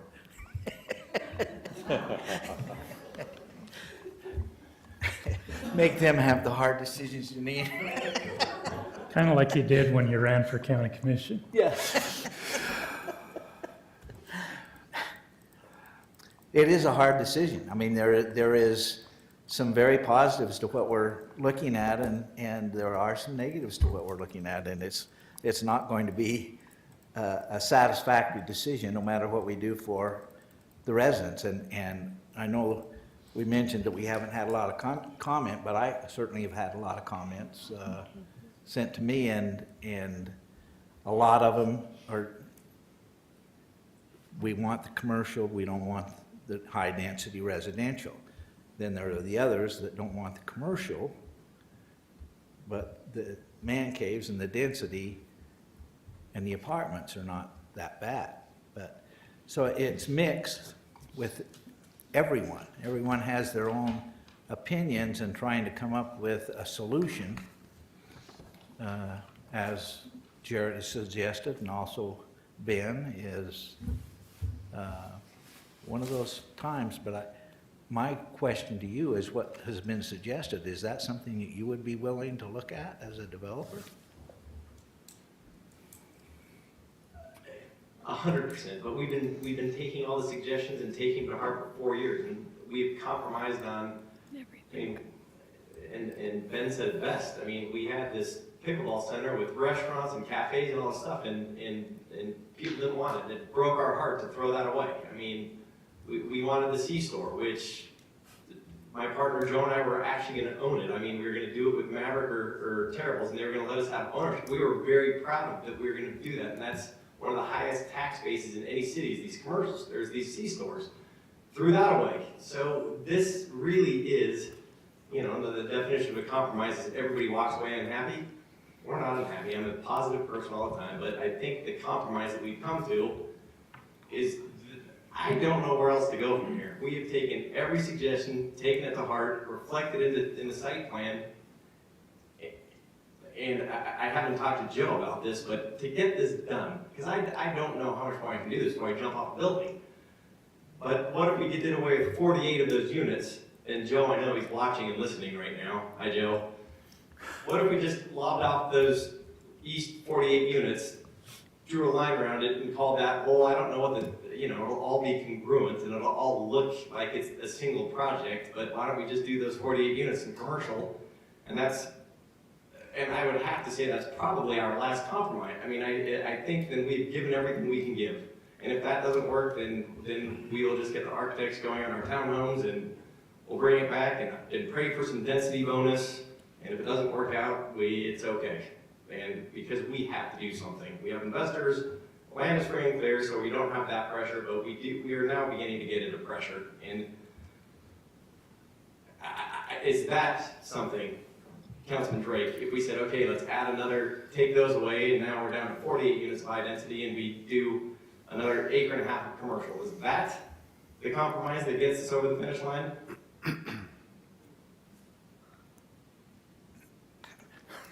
Well, I'm not gonna be here, I so would it's love not to gonna see be- Because I know I'm gonna get a text in about 4 seconds from Joe saying, hell no, or yeah, Dave, let's go. Yeah, absolutely. I'm throwing it out there, but if that is another compromise, then why not? Well, let's have the discussion, because I agree. Would we want to see more commercial? Or would we rather say, hey, give us the affordability part of it? I think maybe you guys were a no on that, but it seems like that was a big piece on the residential to say, We give us. said back then we'd give 10% of the units, so 10 units, and we'd give 10% off on the rent to any city employee or somebody that, you know. Yeah. But that got scrapped and we had to start throwing everything else away. That we just said we can't do any of that anymore. But again, from what I talked about with the numbers at the beginning, if we're $4,000 a month per apartment, we're more affordable in the city right now. I mean, when we're talking in the mid-thousands, that's going to be one of your most affordable options in the whole city. Well, and I'll speak on that because I literally just got a market study. That's what I was pulling up halfway through this of just rents. I mean, I've got those numbers. The recommended rents on this is from Jeff Neese. This is as of like 3 days ago. So on a project across town, you've got $1,400 for a studio, $1,550 for a 1-bedroom, $1,700 for a 2-bedroom, and then $2,600 for a 3-bedroom. That's the current market status of rents, if anybody, just for the record. I mean, it's right. If all of you on the council know Jeff Neese, he is God's word to all banks. So they trust him implicitly. So I guess as a council, that's where, like I said, and I'm just going to say this, maybe I'm wrong. I don't live in this neighborhood, so if this isn't a public hearing, but if I'm adjacent to this, I'm not wanting townhomes on that, or even, okay, let's say it's not even townhomes. It's a density that still gives you that on there. What is, we want commercial, and Denny, I think you've been pretty vocal on that. You're the Michael Jordan of this group that's leaving us, so I don't want to come back here and again, with the new council members that are here in 3 months and go, we're looking at a project plan with garages and townhomes. And maybe that is what the neighborhood wants. I haven't been in those meetings, but I can't imagine that.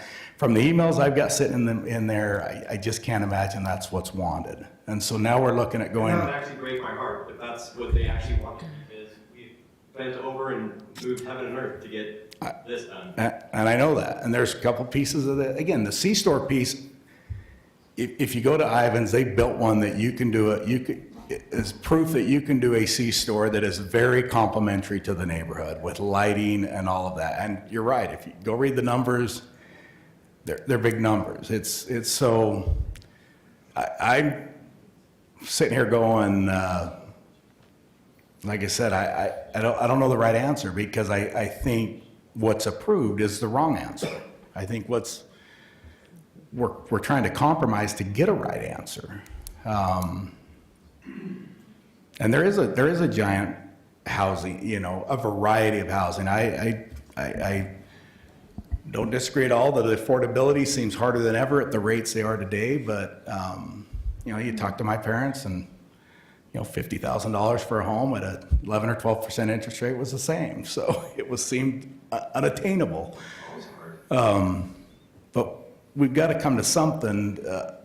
Otherwise, I do fear that we end up with what's generally approved. I shouldn't say generally, it is. It's the zoning. So I have a question for you.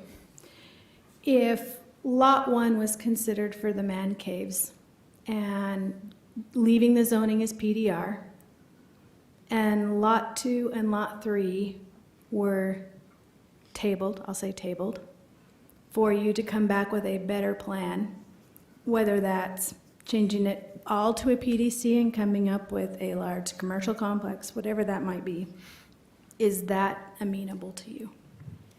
100% if I did it in complete and total concert with the city council, that they put in their input and everything else before I came back. That it was, Dave, if you will do this, we will approve it. If that was the, well, Dave, if you'll do this, we'll be likely to approve it. Or Can't we'll do be that. very in favor of approving it, then yes, because we've truly the fact that we threw away the pickleball center and the restaurants and all that stuff, to this day breaks my heart. Yeah. The convenience store that we've already had in-depth, long conversations with Maverick, and they wanted to go there. And we threw that out the window to compromise, to make people happy.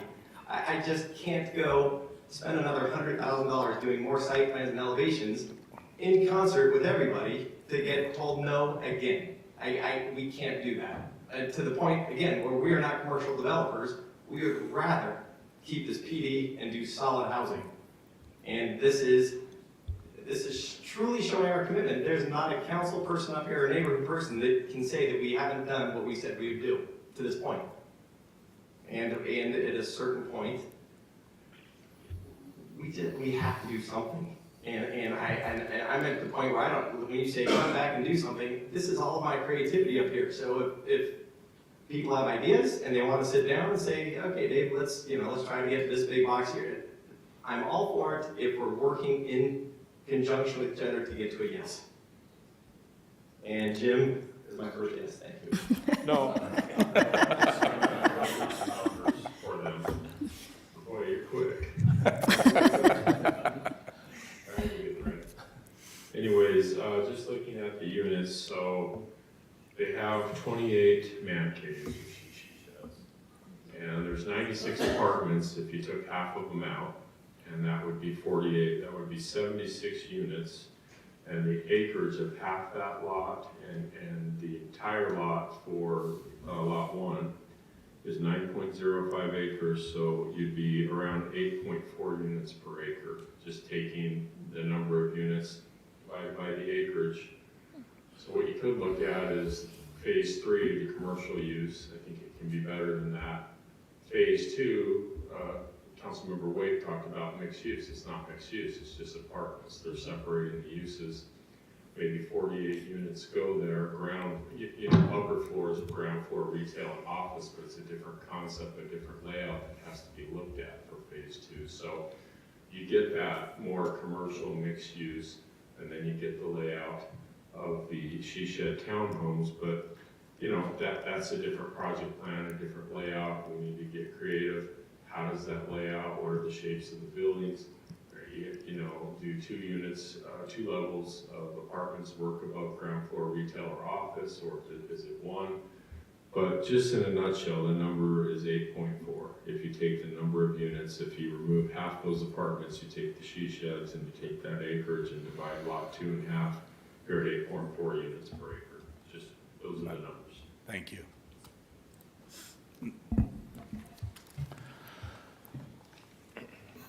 Okay, council. You've had a lot of discussion. I think there's some options before you to either approve what's been proposed entirely or deny what's been proposed entirely. To be able to approve a portion of the project plan and either table or deny the balance of the project plan. With the developer's ability to come back with a modified plan. Do you want Did to? you get all that? I say, I'm about ready to call for a motion. Yeah. I feel like we were in the same spot we started, but with no more clarity than we were in July, and so anyway, I didn't mean to cut you off, Mayor. Maybe I'm.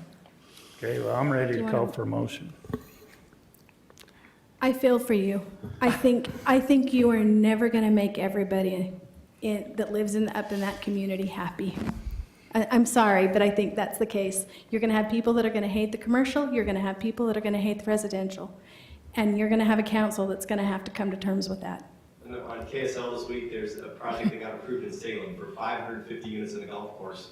And the comments were hilarious, like, we don't need single-family water, everybody's crazy. Then they're doing one in Sugar House, that's a 300-story tall building, and in that comment section on the Salem one was, it's so funny to read these comments that in Sugar House, nobody wants this density. In Salem, nobody wants the single, I mean, nobody, no matter what you're doing, people That's right. want it. That's right.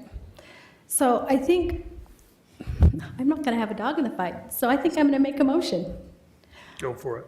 I think I would like to make a motion to recommend approval of Lot 1. Not recommend, approve. Approve. Lot 1 remaining as a PDR, but approving the site plan. Tabling. Project plan. Project plan, thank you. Tabling Lot 2 and Lot 3 so that you have time to review it, so it doesn't force you to wait a whole nother year. I think that's my motion. I'll second that. Okay, I've got a motion by Lena and a second by Ben to approve the project plan for Lot 1 and table the project plan for Lots 2 and 3. The ability to come back. Did I say that right? Yep. Okay. Any question on that motion, council? Yeah, I'll just still state that that's not what our agenda shows, so I'm struggling with that. Like, there's nothing in our agenda about leaving anything PDR. So, But like, Matt, you feel like we're in, compatible with the law? Yeah, I mean, I think if you look at the two sort of ends of the spectrum of what you can do tonight is you can approve the whole application, including the zone changes and the project plan, or you can deny the whole application, which leaves everything as PDR with no project plan. As I see this is just in between those two extremes. You're approving a project plan, which is before you and which was part of your packet, which was part of the proposed action. Just not approving any of the zone changes. So The third one would be to table it and bring it back. just table the whole thing. Yep. yeah, And then bring back just phase 1 as its own. Or Item. 2 or 3. Yeah, to me, I think we need to table it, period, and then let them come back with what they need to Okay. comply with. All right, there is a Our motion disclosures. and a second on the floor. Right. So you need to vote on that. So let's call a question on the motion. Go down to Ben. What's that? You ready? Question on the motion. Oh, do I have a question? You have to vote now. I seconded the motion. I'm still just sitting here scratching my head going, again, for right or wrong, there's no more clarity. I don't have a question on the motion, Mayor. No, I'm questioning the motion. You He's have to calling for a vote. I'm vote. calling for a vote. I'm in favor of that. Aye. Lena, Aye. Krista, Aye. Denny, Nay. Jarrett. Nay. By my count, the ayes have it 3-2. So what we're passing is just Thank you. phase And 1. we will come back to the city council with that bottom acreage and get really serious about doing something that's gonna Yeah, it's just that. satisfy what's going on. The problem is I'm just telling you, with the current zoning, what could be built and what's trying to, what can be built is not gonna make people happy, and you're just not. I mean, the bottom line is we're not, so. We've solved item 6. We're 2 hours in, I've got 7 more items. Thank you, city council. Appreciate it. Travel home safe, Dave. Okay. Danny's house tonight. Jared has got a spare room too. Okay, item number 7, discussion and action to consider a proposed rezoning and historic district overlay map adjustment for property located at the southeast corner of Santa Clara Drive and Gates Lane Parcel SC 6-2-16-435, described as 2.97 acres.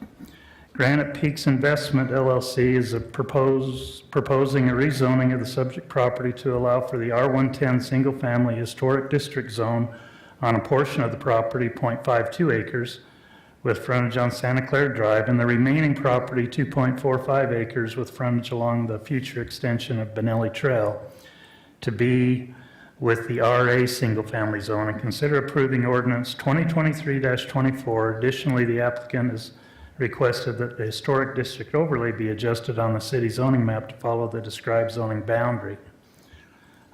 Jim? Thanks, Mayor. Let's go ahead and go to different sizes. That bottom map is a good one. The first one right there, scroll down just to the black and white one. So this kind of gives you an idea of the property. As indicated, it's 2.97 acres. We've got two parcels proposed for two different land use districts. Right now, the zoning out there is a little funky. Along Gates Lane, you have the R110 following, on Santa Clara Drive, the current zone shows the R110 zone about midpoint of parcel 1 going straight down south into parcel 2. And really what they're looking to do is reconfigure the zoning to make this more developable. So parcel 1 would be rezoned to R110.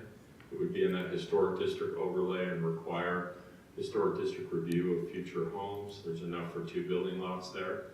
And then parcel 2 would be in the RA zone completely, allowing for half-acre lots.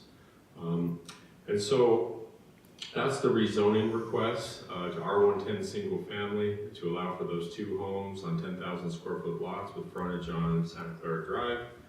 And then the additional acreage as shown on parcel 2 would be in the RA zone to allow for 3 homes on lots of half-acre or larger. The applicant intends to develop a single family subdivision on the property. And now if we scroll up, there is a concept plan that was included. So that shows our lot layers, and this is the concept plan that was included by the applicant. And you can see the 2 lots with frontage on Santa Clara Drive and the 3 larger lots that would have frontage on the future Benelli Trail that would be required to be put in by the applicant to create a public road allowing for public street access for the property. Second part of the application is the city zoning map. The applicants requested that the historic district overlay be adjusted to follow the proposed zoning boundary map. And the historic district overlay is a layer that's included on the city zoning map and may be adjusted concurrently with rezoning applications. So what you see there are those 2 parcels. If we scroll back down, Brock, it might be easier to see right here on that map, the area in blue. The south boundary of that parcel would be where the historic district overlay would extend. So the blue boundary, and then the red would be outside of it because it's RA for larger lot properties, and those would be the rear area of the lot with frontage on future Benelli Trail. So the city council agenda has been posted as per state code. City staff hasn't received any comments from the public about the application since we wrote this and up to today. Our general plan's in support of very low density in the area. And then it also supports mixed-use residential in the area with those lots or the area that fronts on Santa Clara Drive. The proposed rezoning application would allow for single-family homes on lots of 10,000 square feet or greater and half-acre lots or greater. The proposed use of property is encouraged by our general plan. And then I want to go through the rezoning consideration briefly. Chapter 17-18090 of City Code provides standards for review for the city. In consideration of any zoning map amendment or rezoning, the land use authority shall consider the following matters, and the city council shall give reasonable consideration to the following. We have items A through H. Each one of those can be checked off with a yes or no answer. We don't have anything that doesn't meet the requirements of the rezoning for this particular application. As far as Utah Code Section 1098-205, it includes requirements for rezoning of property. To consider rezoning, the city must hold at least 1 public hearing. We did that on November 9th of 2023. We also posted the property And we also put up our banner signs with the QR code for this one as well. And so the notice was also sent to all property owners within 300 feet. City staff has determined that all state code requirements have been met with this application. So our recommendation is as follows. On November 9, 2023, the Planning Commission held a public hearing and forwarded a recommendation of approval for this item to the City Council. City staff recommends that the City Council review the submitted rezoning and historic district overlay adjustment to the city zoning map to determine if the application is complete. If the application is determined to be complete, City staff would recommend that the City Council consider the application subject to the conditions, and we have those in the staff report. And then we have the following findings. Number one, that the rezoning is compliant with the Santa Clara City General Plan, Section 3.4.1, residential land use is very low density residential. Two, that the rezoning is compliant with the Santa Clara General Plan, Section 3.4.2, mixed use land uses. Third, that the R110 single family historic zone allows for homes on lots of 10,000 square feet or larger. Fourth, that the RA single family zone allows for homes on lots of half acre or larger. And five, that their properties in the immediate vicinity of the proposed R110 single-family historic district zone with frontage along Santa Clara generally located within the historic district. And six, that the properties in the immediate vicinity of the proposed RA single-family zone are generally located within the RA zone. I did include the minutes from the November 9th meeting in your packet. We did have a few people get up and speak in support of the application. And what we heard from the majority or those in attendance was they find this application to be acceptable, allowing for future single-family homes in the area. That's what I have at this point, Mayor. I believe Neil Walther's in the audience as well. Thanks, Jim. Any question for the staff, for Jim? Specific to the lots on Santa Clara Drive, those will now be accessed from Santa Clara Drive, is that correct? Yes, Okay. they would have access via Santa Clara Drive. There is quite a great differential there of about 15 feet, so chances are they could daylight, but that driveway access is going to come from Santa Clara. Okay, the previous application had everything from the rear, didn't it? All the parking and everything to the rear, so, Yeah, with so the parking exception and of- access, okay. Coming from the south, that is correct. Okay. Yeah. Other questions for Jim? I have a clerical question. Yeah. Will the historic district overlay zone adjustment be worked into the ordinance so that it's part of the ordinance? Yes. Okay, thank you. He caught me before I could answer. Neil, anything you'd like to add? Thank you, council. Thank you, Mayor, for having me. Last summer when we came, we presented, as you're all aware, a concept plan for an office building. After leaving that meeting, we spent a number of months trying to see if we could find a building design that would be acceptable and work for everybody. And the recommendations from members as I spoke to them didn't align with what the building owners' desires were, and so we decided to go a different direction. I think that this direction is very amenable to the neighbors who are concerned about a number of characteristics of the office building.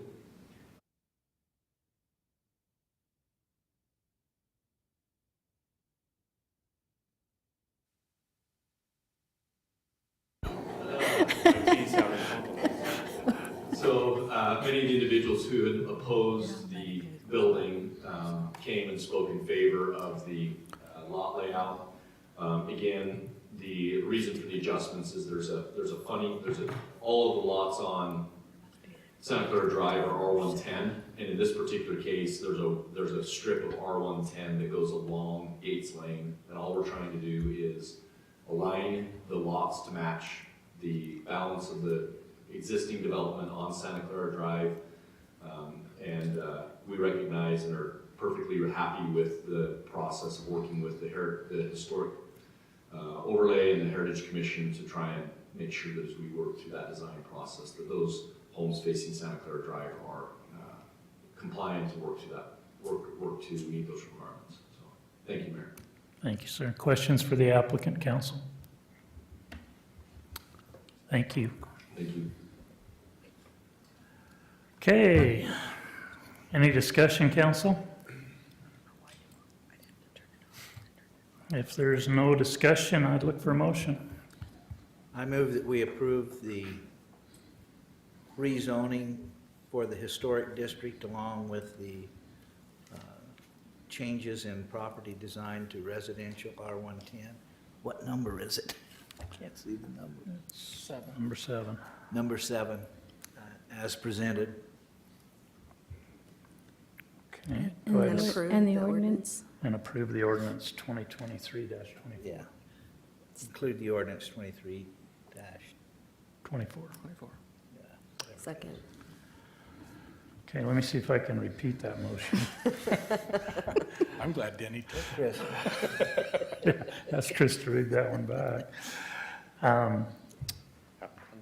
To change the zoning on the .52 acres with frontage on Santa Clara Drive to R110, single family and historic district, and the 2.45 acres remaining, frontage on Benelli to be RA, single family, and consider approval of ordinance 2023-24. Is that it? That was what I said. Okay, any question on that motion?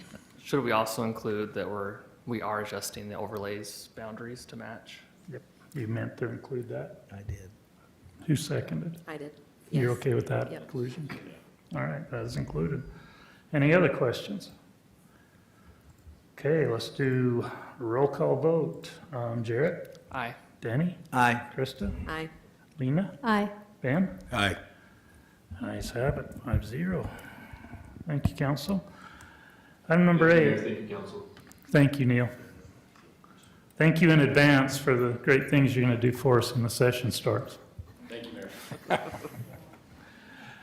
Discussion and action to consider subdivision plat amendment and phasing plan update for Coyote Landing at Desert's Edge. Subject property is east of 400 East and north of Northtown Road. Robert Smith is the applicant. Jim? Thank you. We'll go ahead and, I guess on the side screens, we can see the maps. Let's go ahead and scroll down one more to the original phasing plan. Brock, turn that side screen so the audience can see it. I can do that.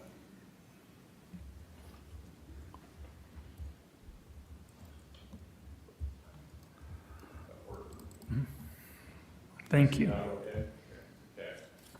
All right, the applicant's Robert Smith. I believe Ben Willits is his representative this evening. At least that's what Robert told me. We've got 2 items here. First, we're requesting a plat amendment. And so basically what we have is the recorded plat for phase 1, and maybe we need to go, well, it shows it here.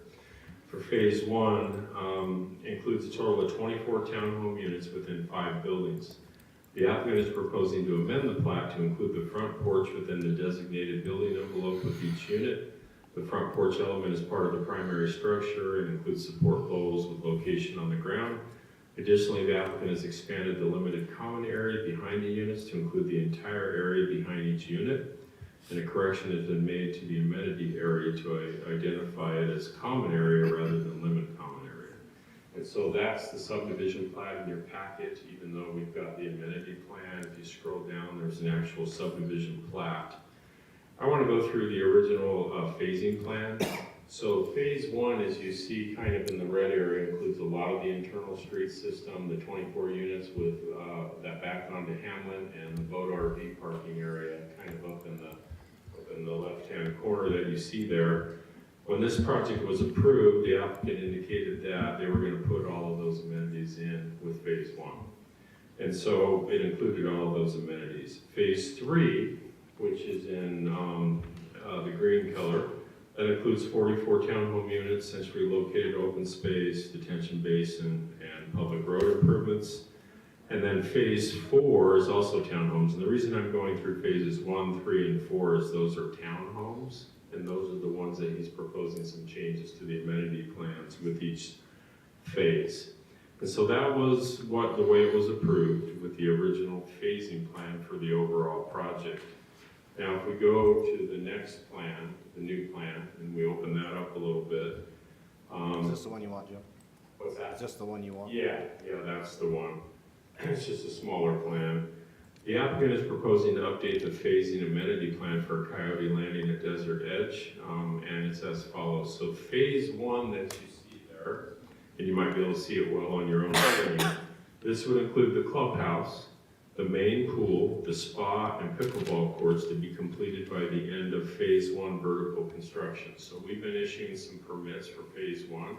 So the last building or last units, they would have to get the amenity area for phase 1 would have to be included prior to the end of vertical construction. Phase 3 will include the water play area. You see that phase 3 kind of in the aqua color to be completed by the end of phase 3 vertical construction. And then depending on economic conditions, the phase 4 slide area, which you see just straight up from that in purple, may change to artificial turf, pool deck, expansion area with the shade structures and various games. The area would be completed by the end of phase 4 vertical construction. So with this one for phase 4, city staff is concerned with the open-ended proposal for the phase 4 amenity area. City staff would recommend that the applicant be required to come back to Planning Commission and City Council for approval of the phase 4 amenity area when the applicant has more information to share with the city. So they show 3 water slides there. For reference, Arcadia has 1 water slide. They're looking to maybe do up to 3 here, and that's a big pool. That's quite a bit of cost to do that. So it could be that they end up with 1 water slide, 2 or 3, but we don't know that yet. The other thing here is they're required to be staffed by lifeguards now. Arcadia is grandfathered, so they don't have to have a lifeguard there. But now with the new pool and what they're proposing here, they would have to have a lifeguard as well, so there's a cost there. So some of these things I don't think were completely thought out with the overall project. So we're looking to sub-phase, do all the same amenities. Actually, we're going to do a couple tennis courts because we told them pickleball was all the rage, right? We keep hearing that, so they're just going to pickleball and a little more guest parking out there. But that's what he's looking to do. We did post the property as per state code, even though this is a public meeting that was held by the Planning Commission for this item on November 9th. The state code requires that we post the property for a plat amendment, so we did that. We didn't get any comments. We've gone through all the state code statute and process. The reviewing department, city staff has gone through it, and we find it to be complete. As far as the plat amendment goes, the changes to the front porch and the rear and the common areas, so we find that to be compatible or in meeting our requirements. Utah State Code Section 1099608 includes the subdivision amendments, and we've gone through that process, which I just explained. Our staff recommendation is as follows. On November 9, 2023, the Planning Commission held a public meeting and forwarded a recommendation of approval for this item to the City Council.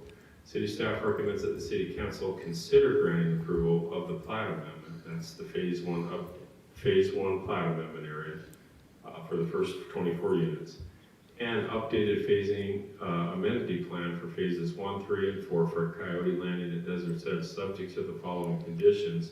So we have more of the 3, and then item 4 is the big one, that the updated phasing amenity plan for Desert's Edge be followed by the applicant and include the following amenities. Phase 1 will include the clubhouse, main pool, spa, and pickleball courts to be completed by the end of phase 1 vertical construction. B, phase 3 will include the water play area to be completed by the end of phase 3 vertical construction. C, phase 4 will include a water slide area by the end of phase 4 vertical construction. If phase 4 amenities need to change based on future economic conditions, the applicant will be required to come back to the Planning Commission and City Council for approval when the applicant has more information to share with the city. So that's where we're at. I believe Robert is out of town, and Ben Willis is either here in person or joining us virtually. There we go. A lot of people have been here, so come on up, Ben, and I'll turn the time over to you, Mayor. Okay, thank you, Jim. Any questions for Jim or the staff, council? I have a quick one. So when this was approved, am I remembering correctly that there was a density bonus given? Yes. Based off of amenities and the design and all that? Based off the amenities, the design, and the fact that they were going through the process to get Utah housing. Right. The affordable rental product at 30 to 80% of it. So that's where we're at on that. They're going through round 2 of that this year.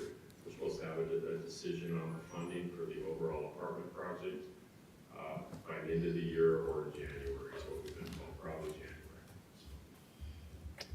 Any other questions for staff? Ben, anything you want to add? Sounds like there might be a question for you. I have a question. On your amenity phasing, you're going to do the whole pool as part of phase 3 and then just add the water park features as phase 4? Or are you going to build half a pool? Yeah. No, that's not a true pool, it's just a waiting area. And so it's just, obviously graphically, it's hard to decipher that. But one thing for clarification too, in phase 1, that pool was not there originally. And so that suffices really for a pool, if you will, that was not going to be built all at one time during the phasing, if you will. So that phase 1 now Robert added that pool so that at some point down the road, phase 4, slides and so forth don't go in. There's still an amenity there with a pool and then that splash pad area. Again, as Jim stated, just with the way things are going right now in the economy, that's the most, that slider there costs about as much as level building does. And so it's just a superfluous thing. But we'd have, The owners there will still have a very nice amenity. There's still plenty to do for them, just because they don't have a slide doesn't mean the world is it. So. We gotta get at least one slide. We'll get one slide, we'll get one of those. It's like Arcadia. We go to our friend's house, they had one of those little fiberglass slides, and they had a little spigot at the bottom to keep it, so you would stick to the slide. oh, So with that, that slide obviously it's up to debate as far as what that becomes. Robert would like to put that in, he's one who enjoys having a nice feature himself, but it obviously has to be economically sustainable as well. So with that whole phase 3 area, basically that's just a small, maybe inch deep splash pad is what that is, with a kind of toy structure that kids play, this interactive type of toy structure. Kind of like we see in the bubble down the street and some of the others. Correct. Yep, something similar to that. all right, thank you. Questions for the applicant, council? Man, you got off easy.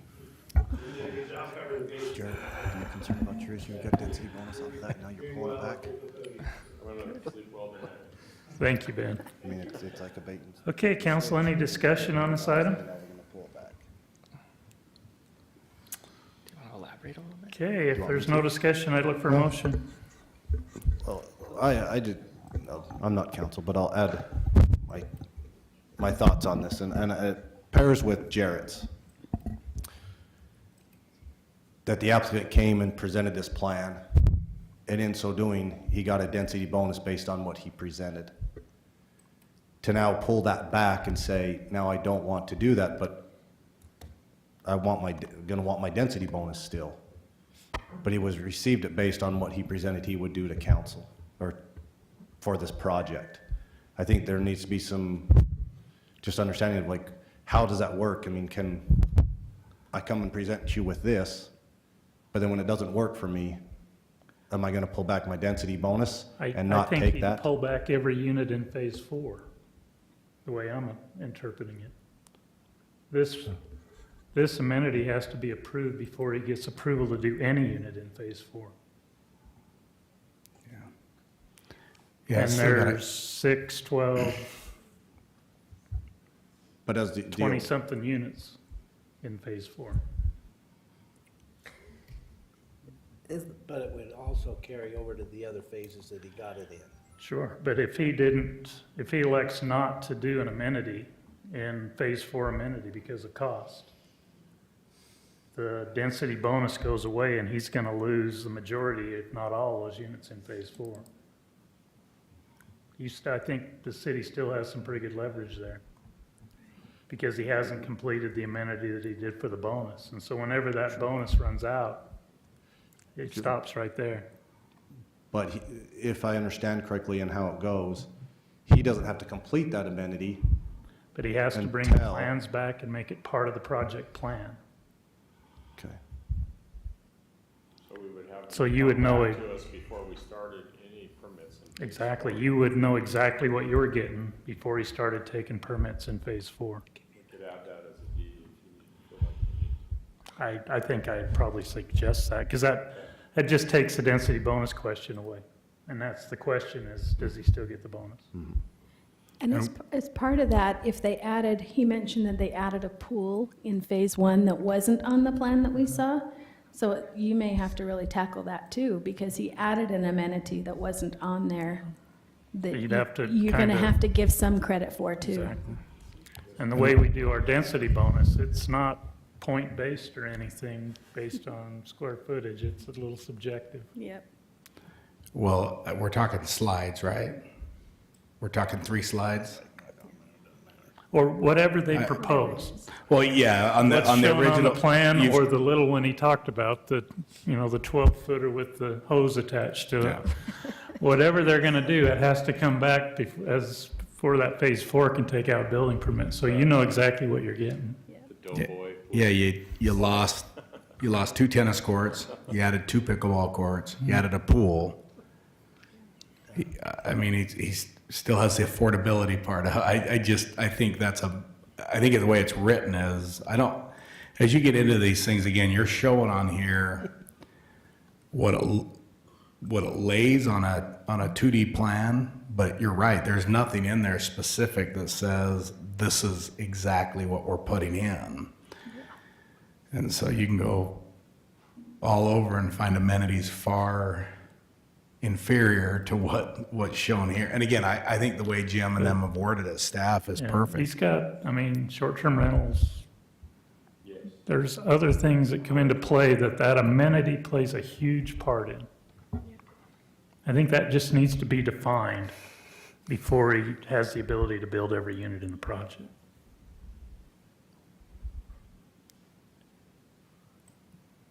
Just define it.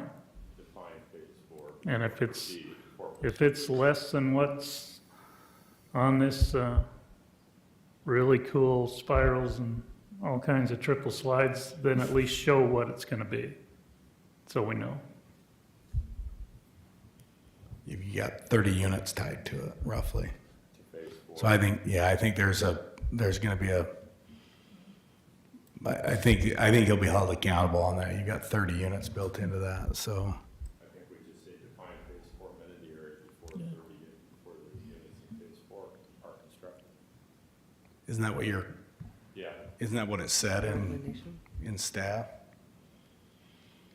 Well, we talk about the water slide area by the end of phase 4 vertical construction, because that's what he's requesting, but I think we need to take it. Yeah, just get the plan, so we know.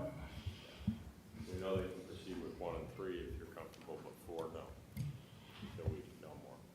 Assuming council's okay with the changes that is Right. proposed 1 through 3. So are we wanting it approved prior to beginning phase 4? Is that what you're looking for, Mayor? Yeah, first permit in 4. Okay. Prior to permits, but they've put in the street improvements for the gutter and all that's in place. Yeah. But just prior to pulling a building permit in Yeah, phase just 4, prior we to need pulling clarity a on permit in 4, bring a plan so we know what he's building. amenities or phase. Because the way Robert explained it at planning commission, that's a little ways out, because they're doing 1. They'll probably move to 3, but then if they get the funding for the apartments, they're gonna go right to 2 and 6 and do those concurrent. That's what I really want to see happen is phase 2. Yes. Yeah. Yeah, and I think just the concern in the meeting is this set a precedent for other developments where they come in with a package, we think it'll work, it meets all of our requirements, and then they come back 6 months later and say, oh, sorry. Cost too much. Yeah, and then what do we do? So I think if we're pretty definite that we still have leverage and that it will still work out to meet what we feel like would be appropriate for the amenity for that, to get all those extras that he got, then I think we'll be fine. Well, we want what is shown, but they're saying it could change, and so. Just don't wait till you're built out on phase 4 to tell us what the change is gonna be. Correct. Yeah. Other questions, comments, council? And I will say, I do appreciate that the pool was added. Like, that does make a difference to me.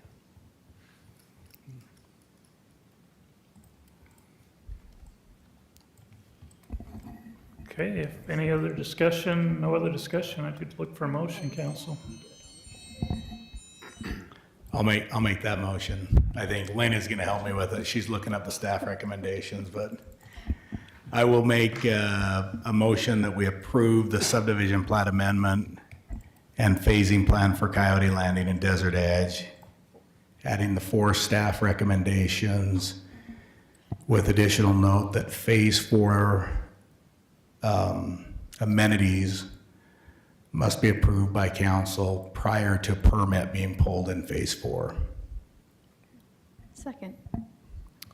Got a motion by Ben and a second by Lena to approve the subdivision plat amendment and the phasing plan update as presented, including the additional requirement that the phase 4 amenity be approved by the council prior to issuing building permits in phase 4. Any question on that motion? Let's do roll call. Ben? Aye. Lena? Aye. Trista? Aye. Denny? Aye. Jarrett? Aye. Ayes have it. Thank you, council. Thank you, Ben. Item number 9, discussion and action to consider proposed code amendment. Well, council, with your permission, can we jump down to item 13? Sounds good. That sound good?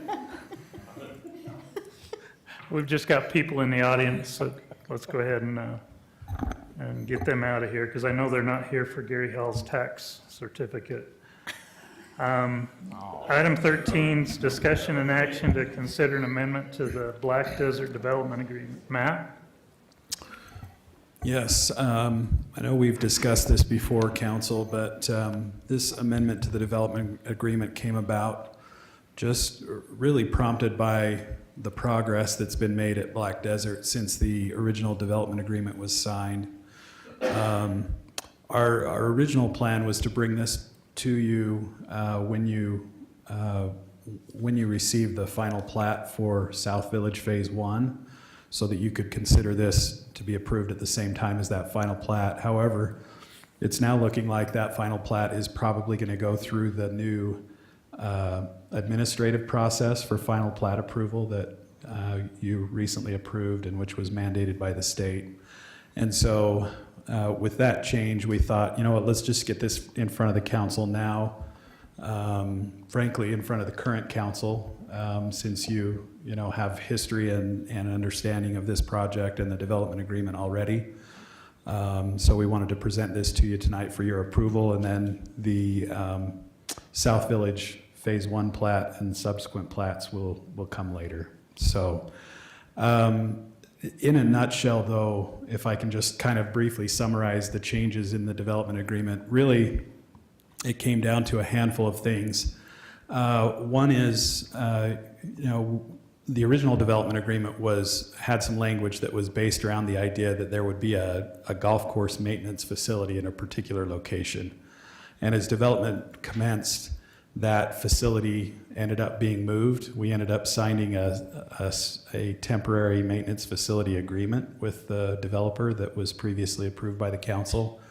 And so some of the provisions of the development agreement that were going to be triggered by that golf course maintenance facility really were no longer applicable, because the facility was not going to happen the way we anticipated originally. And so there's some changes here in the amendment which address that. There's some changes here in the amendment that just simply address the process for how the development would proceed. Originally, we had some provisions for, dividing the property up in advance of subdivision plats being filed, and that really turned out to be a lot of kind of superfluous detail that we didn't need. So some of that is being pulled out. We did some tightening up and clarification on some language on the trails and what trails would be required. Essentially, the amendment provides that They have to provide all trails that are required by our master plan, but they're free to do additional trails as they wish. Fairly straightforward. And then the other significant change was we changed the provisions having to do with the traffic and road circulation requirements. I already mentioned the fact that because of the change to the golf course maintenance facility, that was actually one of the triggers that was going to trigger some of the road improvement requirements. That no longer made sense, so we pulled that out.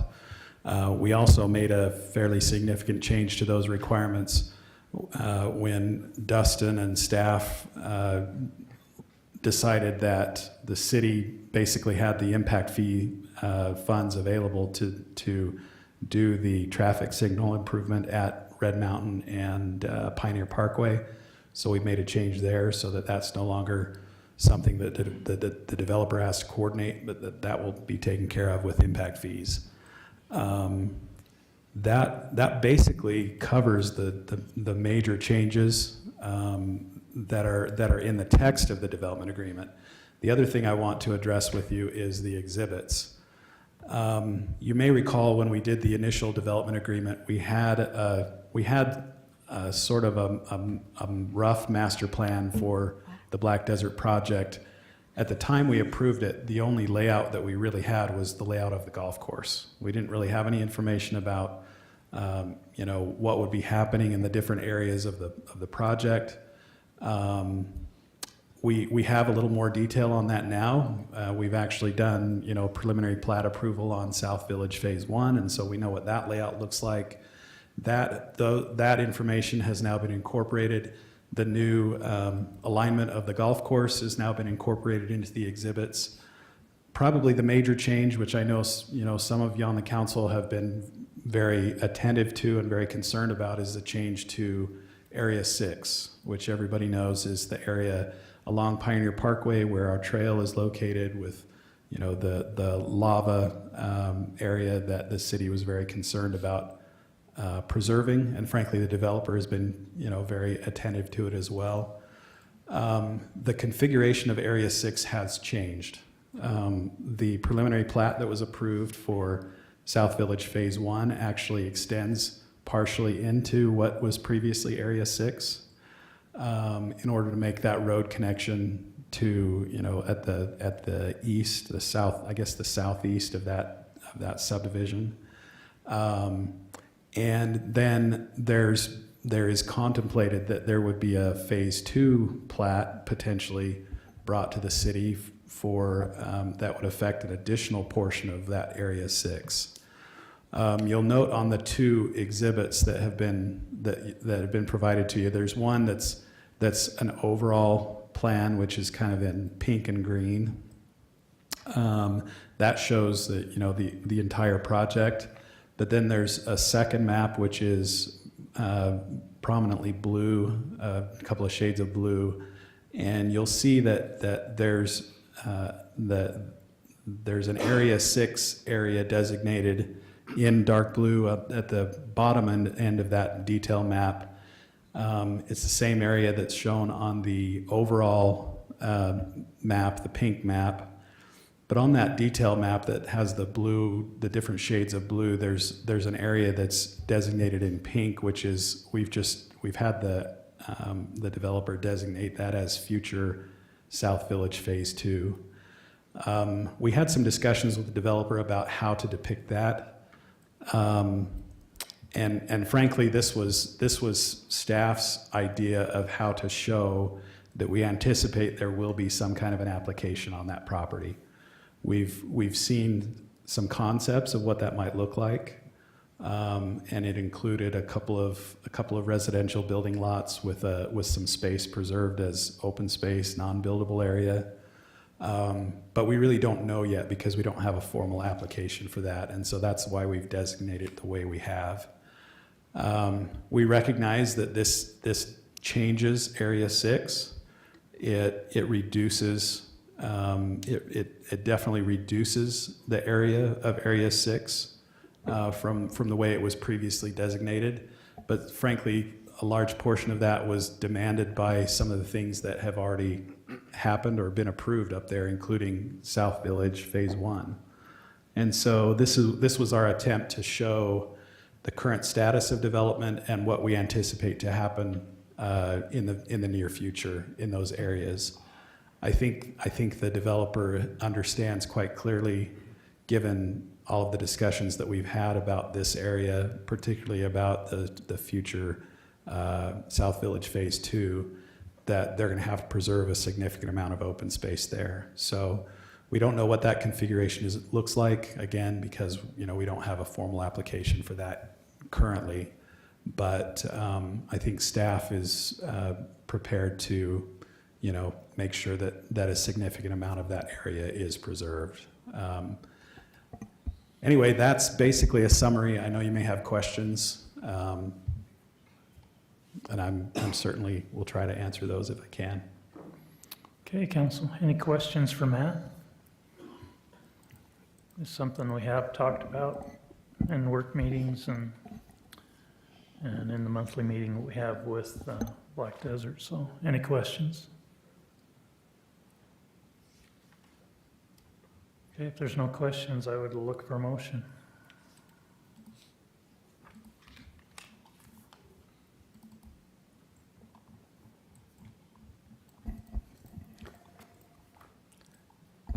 I'll make the motion that we approve the amendment to the Black Desert Development Agreement as presented. Got a motion, do I have a second?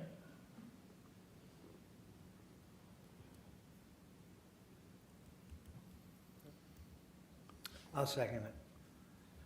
Got a motion by Ben and a second by Denny to approve the amendments to the Black Desert Development Agreement as presented. Any question on that motion, council? Let's roll call. Ben? Aye. Lena? Nay. Krista? No. Denny? Aye. Jarrett? Nay. Okay, the motion fails 3-2.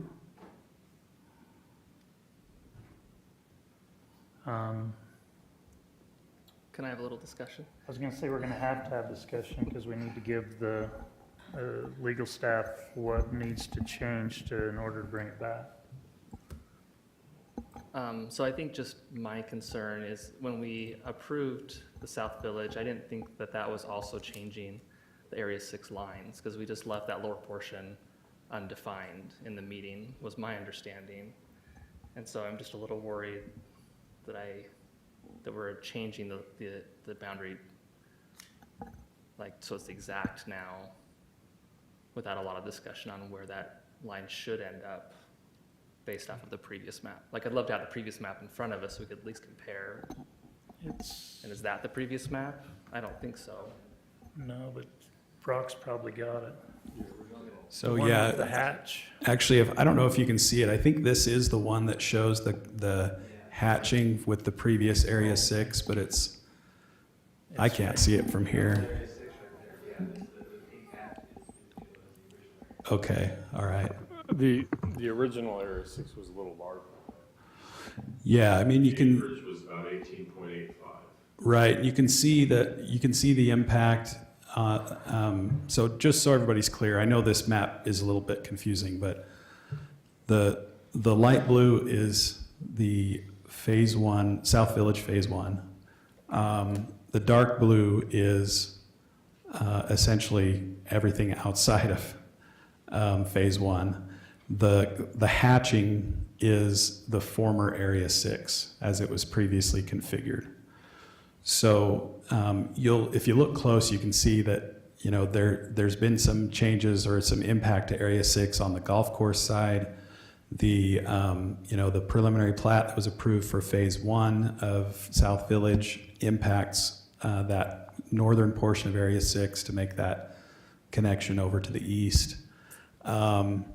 And then there's a portion of that blue area that was never part of Area 6, and which we anticipate will ultimately be part of a Phase 2 South Village application.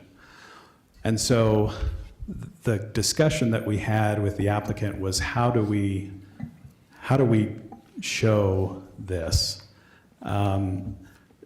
Because it's not accurate to show all of the blue in Area 6. Not all of it was in Area 6 at any point. It's not really accurate either necessarily to show the old Area 6. And in fact, they had this at old Area 6 on the exhibit, and staff asked them to remove it because we thought it was confusing. And so it's been a process with them to try and figure out the best way to show, you know, what the current configuration is. And I guess the question I would have, just so that I'm clear, is the concern specifically about the exhibits, or are there any concerns about the text of the agreement itself? I can speak. I'm fine with the text of the agreement. Okay, I'm not okay with the exhibit. okay. And I realize that, in fairness to Black Desert, originally, I mean, I was on Planning Commission when this came through originally. So I realized that it was just pockets of where things were placed. But there were no homes on the east side of that. There were none. It was all lava. And because of how that ended up aligning, it gave them the ability to put in those South Village homes along the east side of that. Are you talking here? Yeah, These? yeah. Those On the- two, on those the- two lots at the top Well, of the and the ones cul-de-sac. all the way, even lot 35, Oh, I 36, got you. all the way down. Those weren't projected in the original, Right. long ago, in the original bubble map. So for me, everything that was south and to the east of that was all supposed to remain Area 6, undisturbed lava. And that's where I still stand. I'm okay. I felt like the city gave a concession when we allowed South Village to come in and put those homes on the east side. But I personally, I'm not okay seeing anything in phase 2 for South Village, because I think intentionally that was supposed to remain lava from way far back. So that's kind of where I stand. Krista? And I was not part of council back when all this was decided, but I don't want to see anything coming closer to that trail either. I would like to see that remain undisturbed. So same concerns as Lena, Yeah. no development in the future development area of South Village. Right. Jarrett? Yeah, I agree, and maybe it's just, we talked about seeing what would go in that phase 2 before we really changed the boundaries. That's what I felt like came out of that previous meeting, and so I just feel like we're jumping that a little bit. Like, I'm fine with the text of the development agreement, the changes there. It's just, yeah, this exactly where the line is. It's I think we need to work on it a little bit. The applicant asked if their legal counsel may speak. I don't know where you want to go with that, Mayor. I'm fine with it at this point. And then the other thing was, Matt, am I wrong that they were gonna come back and change this with phase 2 if they come back with a phase 2?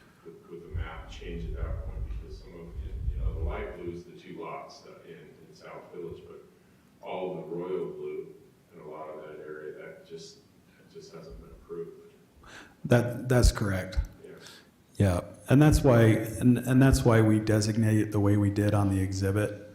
Again, this is a previous version that we did look at with them, but we didn't feel like this was accurate necessarily either, and so that's why we ended up with the version that you actually have before you. So. And the pink follows this, right? They match. Yeah. The pink map. Yeah. Yeah, the pink is essentially just to show what they've already indicated they would like to, apply for as phase 2. And again, the concepts that we've seen of that, nothing in stone, but excuse me, Mike keeps cutting out. The concepts we've seen of that, there is open space preserved inside the concept as well. So from the staff's perspective, indicating, phase 2, future phase 2 was not a concession to them that it could all be lots. but they could bring a plat within that area, and then it would have to be considered, and, you know, with the open space that they were proposing and so on. Anyway. And with my motion, that's where I thought this would lead, is it's saying we're not, again, I'm good either way, but it still has to come to staff with any, and maybe that's the point, is the feeling there shouldn't be anything there, but I thought that's where we left it, that anything in that phase would come back with concept, you know, no disturb areas, showing exactly where that boundary is to see if it's acceptable or not, because Yeah, there were renderings that were required of what they were proposing to do where and what would remain undisturbed. That would come back as part of that as well. I think Damon's on Zoom and wanted to speak, so. Yeah, he's saying he's in like a waiting, he needs to, I don't know if there's a way to get him. Oh, okay. Permission to speak.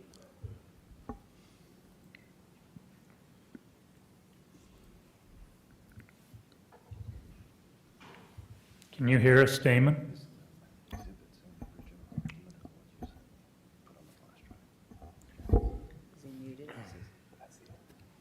Is he, He's been able to hear, just is not he able to muted? speak. Can you hear me now?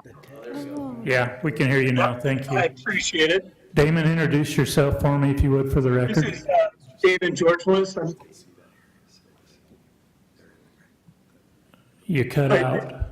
Sorry, this is David Georgeless on behalf of Black Desert Resort.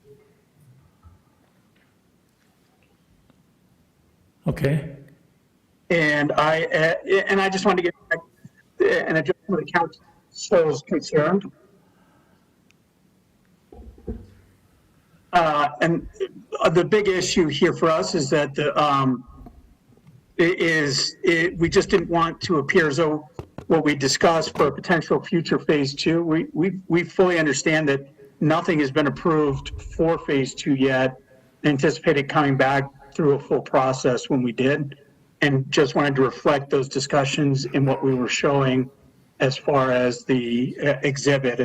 As Matt pointed out, we're kind of caught between two places there in wanting to be as transparent as possible as what had been discussed and what hadn't. But we were under no impression and weren't arguing that in any way that we were entitled for phase two yet, that was something we still had to come back for.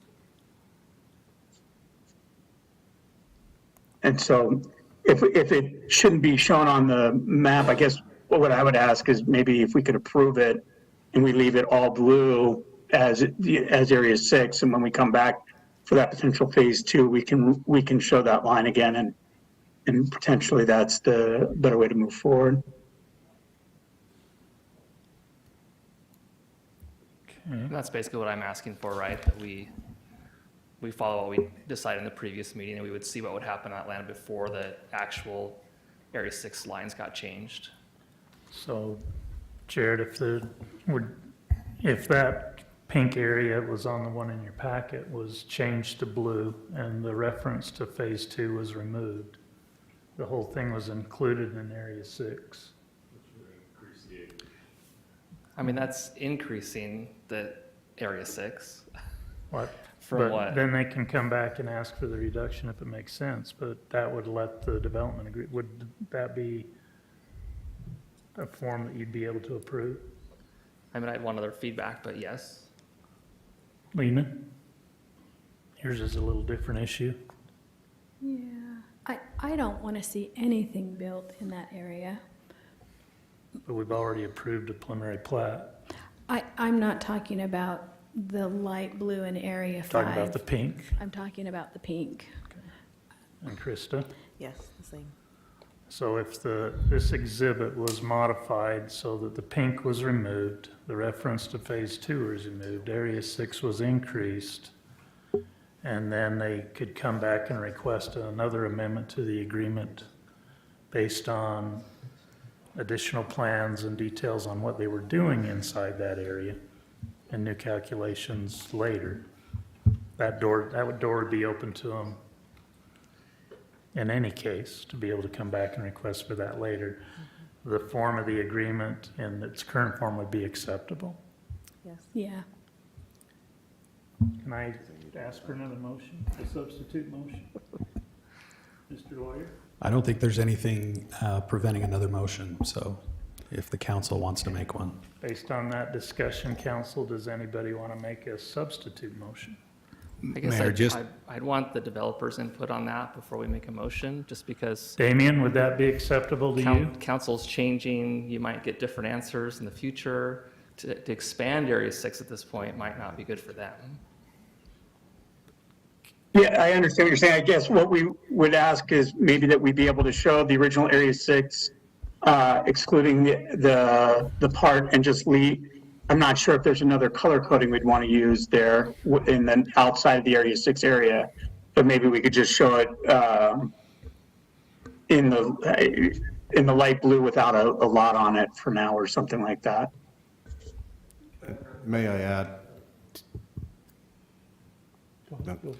that going forward, coming February 1st, final plats and the plats will not be coming to council for approval.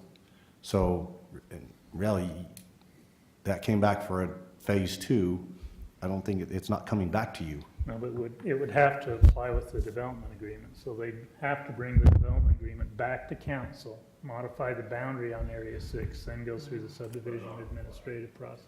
Yeah, but not the plat. The plat Yeah, would not be There's still a back. path to be able to accomplish it, but it's a different path than what this one is. Yeah, I just want to make sure council, that the plat, they're not going to see a plat again. to Jared, do you approve. think you got a better idea, or are you just gonna confuse the council and you gotta come up here to open your mouth? Your reputation's on the line, buddy. I have a good idea. Go ahead and show the map you showed originally that had the diagonal red lines on it. The hash marks. Okay, so what I would suggest is the area that's not within the dashed red marks. Can I point to the screen? Let me point to the screen. I don't. Exactly. The royal blue. Right, that area right there where the arrow is at, make that light blue or a different color, because that area is not in Area 6, and so we don't want to add to Area 6 to suggest that they're giving that up necessarily, and then they can leave the rest of it in dark blue, which means that area would be unchanged. It's just semantics, but I mean, what I'm saying, 'cause that area where the mouse is at is not in Area 6, it's never been Area 6, so it shouldn't be shown as Area 6. Unless these guys really want to give up. I think the concern on that is you've got 2 lots that were in Area 6 that have been approved under the preliminary plat. Yeah, those are already vested, so I don't know. But that approval was based on this area not being approved. That was the trade-off Yeah. for giving them all those lots was the trade-off for not touching the rest of it. And at least come back and talk to us and see if there is something. I agree. I think that, my understanding when we had that at the last discussion for my plat was, there was like 3 lots that were there that we were really close to agreeing on. But then we decided, hey, the attorney said, hey, let's pull back and let's just do phase 1 as is. So I don't know. I guess my question that I would have for representing the client would be, if we show that area as dark blue or Area 6, will that inhibit their ability to look at that area in the future? I feel like it could. It could, Well, and that's but why it is now. There's no guarantee for any lots in that expanded area right now. Agreed. Like I said, I don't know. So you're not gaining anything, because you don't have any ability to plat any lots in there yet anyway. Are you potentially losing something? Those are two different. Because you can ask for boundary adjustments on that anytime you want. You can amend the development agreement at any point going forward. Okay, fine. That's fine. Damien, your thoughts? Yeah, I guess if there was a way to maybe not make it light blue, we're not looking, if we are preserving the ability, which is where I thought we were in the last meeting, to at least come back and entertain that potential. I'd like to preserve that and maybe just show it as neither light blue or Area 6, but have some other designation that, some other color that says, that is just left undetermined. Yeah, my understanding, and correct me if I'm wrong, Matt, is that you can come back at any point in the future and change the boundary of Area 6. You just have to get that approved by the council. And maybe this isn't entirely, I guess where part of my concern is Area 6 is very sensitive and has been for the council. And so if we come back with it listed as Area 6 now where it wasn't before, is where I guess some of the concern is. And I think, Mayor, that was that's the way I understood it, that we weren't approving any of this right here until the developer came back. So I guess to show it all blue now, I would have that same fear. And again, there's no guarantees either way. I think we were very clear on that we got to see what's in there and how it affects and see it staked out. So I don't think anybody was, I think the council was pretty clear on that, but this is, when I walked away from that, this is what I thought we were going to see. Again, if it's not in this, it can be done at a later date with a proposed site plan and all of that. So I don't know if there's. I'm just trying to find a way the development agreement can move forward. Well, Yeah. my question is, how important is this map to what's going on tonight? Can we just approve the development agreement and this just isn't approved and it still has to be worked on? Well, so there's two maps that were going to be attached to the development agreement. They both have that area essentially divided off from Area 6. And so I do think that we need to address the issue and understand what the council would accept. Because I think this is a critical part of amending the development agreement is updating these exhibits. So, I mean, there's been some things discussed that I think from my perspective, there's a variety of different things we can do to go forward. What we need to find is something that's acceptable to the council. So. I have an idea here, and I don't know if it'll work, but drawing the line and showing it all blue where Area 6 was previously up to the edge of the road like we have it. And what I don't have in front of me, and I apologize, but I can't remember if just north of Area 6 was Area 5 or 4. But what if that little area was demarked as the original area? So it's not it's just as the old map was. So maybe just to repeat that, Damon, to make sure I understand what you're saying. So we would in the dark blue, we would show what remains of the original Area 6 boundary. And then that little area that was not in Area 6 and is not in Phase 1, we would just mark that as Area 5. Correct.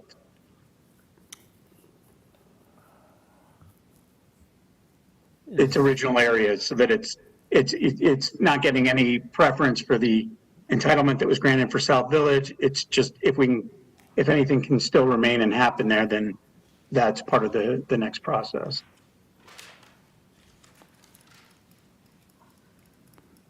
I mean, from my perspective, that's fine. Is that saying all this underneath? It would be a separate color. That area would be a separate color.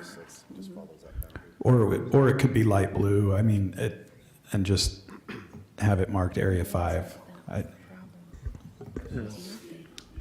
Yeah, according to the other exhibit, Area 5 is the South Village subdivision in between the golf holes. Right, essentially, it would be the remainder of Area 5 in that part of the project.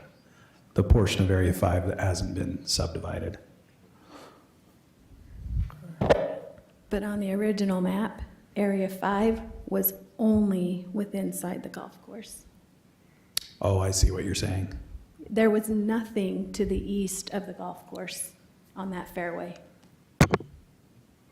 Right, because you're saying that property that we're talking about was part of the golf course originally. Correct. Right. So everything to the east is a concession that was made once they got the alignment the right way.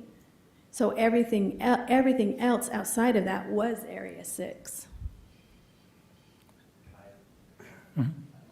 Just to clarify, I think what Alina's saying is, as shown with the light blue and the dark blue, that was are you understanding that was a compromise we made at the preliminary plat, that the area that is now dark blue that we're talking about was given up or traded to do the lots that are on the north side of the road? Is that what you're saying? I'm saying all of that light blue area did not exist on the original area. Because it was golf course. Because it was golf course. There was nothing on the east side. So in my mind, the concession was, okay, we'll give you all of those lots on the east side and even allow you to have the 2 ones on the bottom that went into Area 6 as long as you didn't touch the rest of it. That's what you're saying. What's blue now, dark blue, doesn't change or can't change. That's how I feel. Now, I can't speak for others, but that's how I feel. And we can't obligate future council, so it can always come back and ask for a change. That's right. Yeah. I think in fairness to the developer, I think it's important to point out that as originally contemplated, this South Village area was planned for quite a bit higher density, and I don't remember exactly what it was, but so there have definitely been changes, but they haven't all been in the direction of more development, higher density, if that makes sense. Sure. And I'll grant them that. That's fair. Yeah, I mean, I do think, to Matt's point, I think we're in the neighborhood of 300 units in this area, and we're at 40. But you're not reducing the maximum allowable units on the project by 260, are you? No, we're moving the density, though, further and further away from the road. So they're just shifting the density. Yeah, density's just shifting within the project. That's right. And the moving of the golf course from a visual side, you're taking it off the top of the hill. So originally you had, the way the golf course is designed is now that hole's right through the middle of that valley that opens up that view corridor versus pushing the golf course on top of the hill and then putting all the construction and density down. From an aesthetic side, I think what's been built's far superior. It's just now what gets preserved down there on that. And I don't, like I said, I don't disagree with anything that's been said. I understood when we left that this is what we would see back as they would have to bring in a site plan, no disturb, whatever's going to be protected there. And I don't know how, again, if you put it all in dark blue, I do. All of a sudden now that gets forgotten. Now you're right back at the drawing board, having it hatched out another color. Now, if it comes back and the consensus is no development in that area, that would be the decision. So. I could be on board with the development agreement if the hot pink was all in Area 6, and then they would just have to come to a future council and ask for their permission if they wanted something built within there. Say that again. So the hot pink, that's the future South Village Phase Yep. 2, Uh-huh. if that were all changed to Area 6, Right. then I would be on board approving the development agreement, and then they would have the option of coming to a future council and making their request. That's what I was proposing, is make all of that dark blue and then Yeah. come back and change it at a future date. I could be okay with that. That does take Area 6 as per, if that was added to 16.84 acres. And then when they come back for that phase 2, they could propose maybe an alternative, additional open space or preservation somewhere else, or reduction in units or something else to offset the loss. When they come back, yeah, that's what I'm thinking.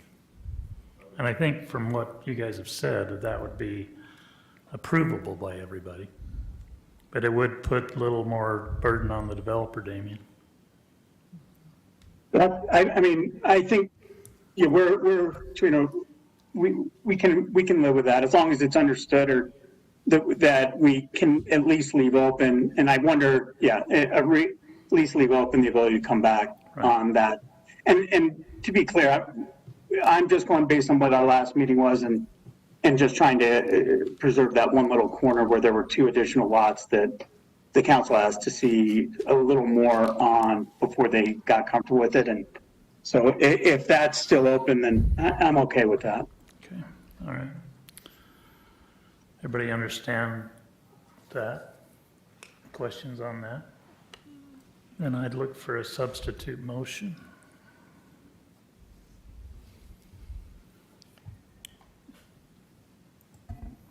Oh, you want me to take a shot at it again? Sheesh.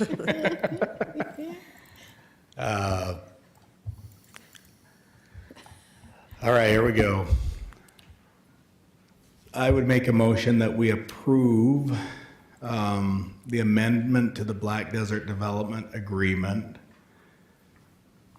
I gotta get back, do you have that? Showing with the modification that the Future South Village Phase 2 that is currently shown in pink, hot pink, at 3.53 acres be added into Area 6, making that a total of 16.84 acres. Does that work? Second. I'm okay with that. Okay, got a motion by Ben and a second by Lena. This time, is there any question before we call for a vote? Yes, do you want to address the other map? that Yeah, that's what I also was- shows the lines different? We just want to make sure they're consistent, so, And probably make the second map consistent. yeah. Yeah. It's the same change. Yeah, which The pink and green map. yeah, which one, what exhibit is this? That one right there. Does it have a number? They're both Exhibit B, I Okay, believe. so that the second attachment in Exhibit B with the pink and green reflect the first. That both those are reflective of that. You're Second. okay with the second? Okay. Is there another question? One on more this? question. Do we want to include a motion that we are amenable to looking at development in that area? I just think it'd be nice to give direction to future councils, what we were thinking when we made this change. Should that be in the motion? I don't know, but it might just help future councils to know that, yeah, it became Area 6, but we knew that that line would probably change at some point. No. I don't know. Ben, I mean, I can add that. are you okay adding that? Yeah, I have no problem adding language that it's understood that the developer will bring, I guess that's, do you not want that, Lena?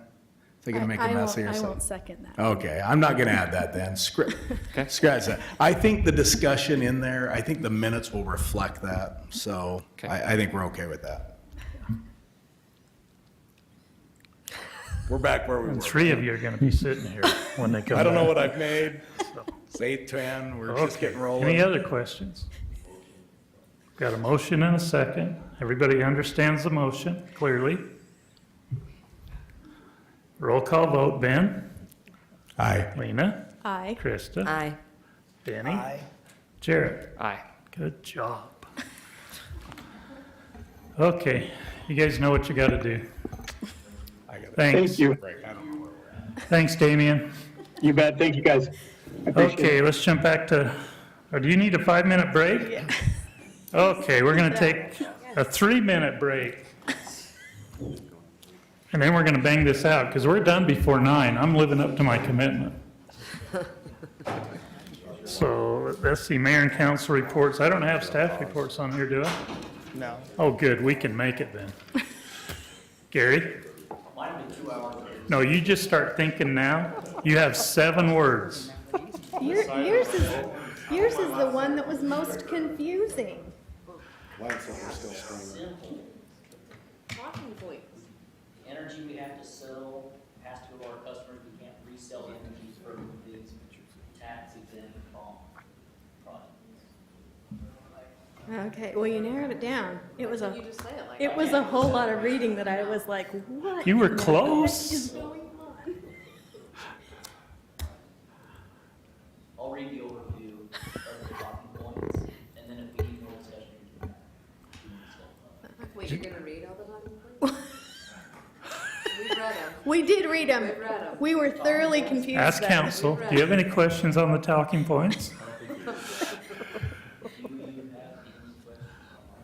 There you go.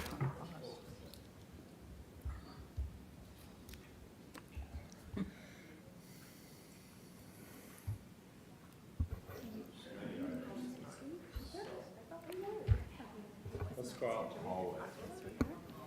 Okay, I thought this was. Okay, if Jim's not back, we're gonna go with 10 as soon as Ben gets back. Item 10. Jim's item 9. He's in the hall. No, are you sick? You sound like you're sick. Can you find a cold one? Yep. Good luck, the fridge is empty. Oh, yeah, I I know how I that mean, works. move we approve 5 and 10. Mary, you drank the last one. I can What do are we 10. on? You guys I are don't gonna even love know what 10. I'm we're not on. sure. 9? I got it. Notes the relocation. I got 10. It's just expensive. It's a ton of money. Diet. What do you I don't mean want- regular? He's only doing diet. I'm sorry. Yeah, I was just gonna ask why it's so expensive. You looked through it, there's like a ton of fitting. I figured I was just gonna vote the way I was gonna vote, and if everybody else was fine with it, then it didn't really matter. Say something. But apparently I wasn't. Say something. It's really weird. I was gonna get that in my report. I know. I know, and I'll have to live with whatever the future council decides. You sure you want to get in on all this fun? Oh, absolutely, I will be. Yeah. You know it. Hey, I even thought, I might even do something. Guess I don't need them. I got a quorum sitting. Don't you run Oh, off. come on, Matt. I got a quorum in their seats. Are we ever gonna get these mics fixed so they don't blink out? Just put them right here in the corner of your mouth. Talk It's around not them. that, it's something in the mixer that's like thinking there should be a pause or.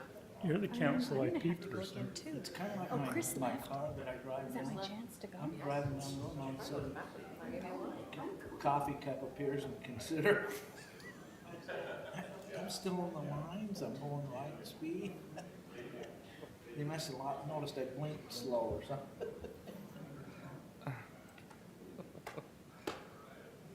That is quite a battle. I was just curious, like, did we get other bids and all that? That's not in the report. I blame Corey for this. I blame Corey Bundy for this.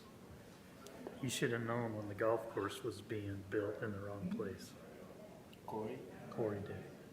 We had a grading permit issued. He was supposed to have plans he was checking. I don't think Corey did very many things right. I mean, the golf course should have had to come back and get approval before they moved it. Yeah.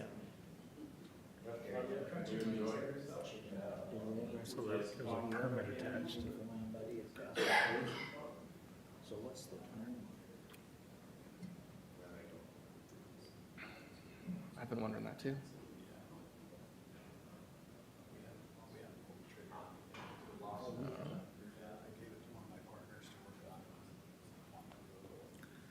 Come on, guys. Gotcha.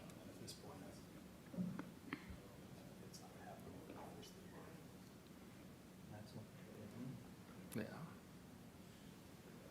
Just in general, I don't like seeing people before Christmas. It's just me. That's reasonable.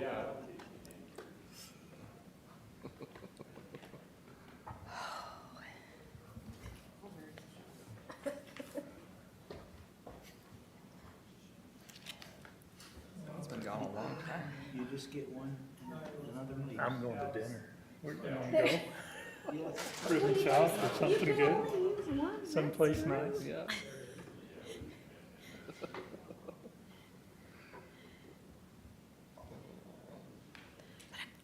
I know, 9 o'clock may still. I told you guys we'd be done by 9. Now you're messing with me now.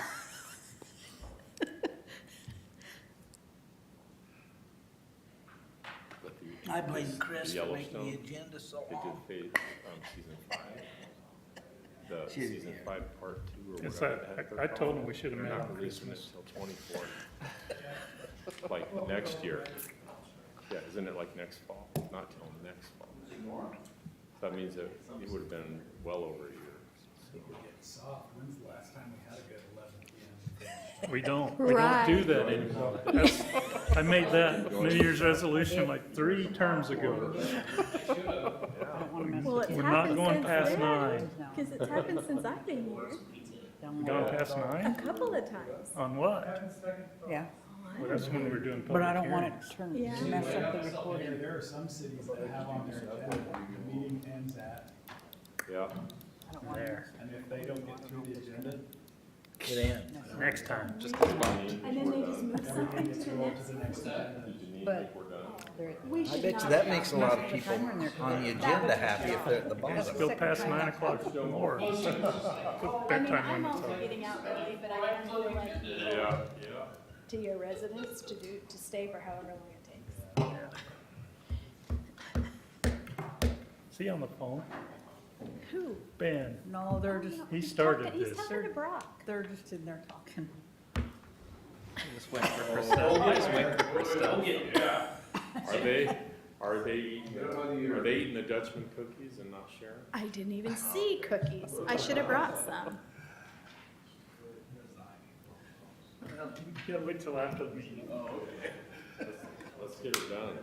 I thought it was 5 minutes. Have we been more than 5 minutes? I even Who's stopped here keeping representing notes Dustin? because I was like, Me. I kind of have a mishmash. I told him I would cover it. I'm ready Well, I'm to gonna ask approve it. Casey to cover it. Yeah, he said he would. You ready, right? Boy, Dustin, Okay, take a deep breath. Dustin's gonna owe You me still got an lunch item to think for about. staying this late. Cimarron or Chiton or Cimarron? Can't eat them. Oh, Jim's gonna jump up. Chocolate, but I will eat this. She's calling in from the board. Okay, Chris, we back on? Yes. Okay, Jim, item number 9, discussion and action to consider a proposed code amendment to Title 5, Chapter 5.04, business licenses and regulations, and Title 9, Chapter 9.12.021, excessive noise prohibited, and consider approving ordinance 2023-25. Thanks, Mayor. If we could pull the language up, we'll start. Let's just scroll down to Title 5, and it's towards the end. As you know, we had a discussion on November 15th with the council during a work meeting about these two sections of city code. We've had some concerns of commercial businesses and food trucks within close proximity of residential properties in the community. And we brought this back for your review and consideration this evening. My memo is just a brief outline, but I'd like to go to the actual ordinance adjustments and changes that we have. So what we've done here in business license 5.04, we have 5.04190, which is commercial businesses, and then we'll have to remove the "and" there up front. And then food trucks is a 50420. When we spoke about this last time, there was some concern about food trucks and getting some measures in place to permit them through the business licensing as we're required to do by the state. Excuse me, so we've added the language of food truck is required to get a business license as well as an annual health department inspection and fire safety inspection. A business license will be granted if the applicant can provide verification of a business license, annual health department inspection, and current fire safety inspection from other Utah jurisdictions. A food truck must meet the requirements of Chapter 021, excessive noise prohibited, so that puts us back to the excessive noise. The other portions of this title we have not changed. The items for the commercial business have stayed the same. Item 3 also references 1912-021. And so I'd like to go now to 1912-021. There's a few things, just kind of clean up of this section that I tried to clean up, and please let me know, council members, if I did it right or wrong. In item B, I put before 7 a.m. or 11 p.m. In item D, which is interesting, this is something that will have to be looked at by by police at a later date when we get into yelling, shouting, or hooting in the streets before 7 a.m. or 11 p.m. That's kind of fun. Item I, we said before 6 a.m. or after 9 p.m. Item K, we put before 6 a.m. or after 9 p.m., similar to the language throughout. We did the same for item L, and then we did the same for item M. Item N and O is the language that we had last time. But item P, Matt and I worked on some language, hoping to clean this up a little bit. It says the use of a food truck with or without a generator within 75 feet of residential property. Use of a food truck with or without a generator within this distance is prohibited. The noise levels associated with such use beyond this distance shall emit no more than 50 decibels as measured at the property boundary and should not be audible above daytime ambient noise levels beyond the property boundaries.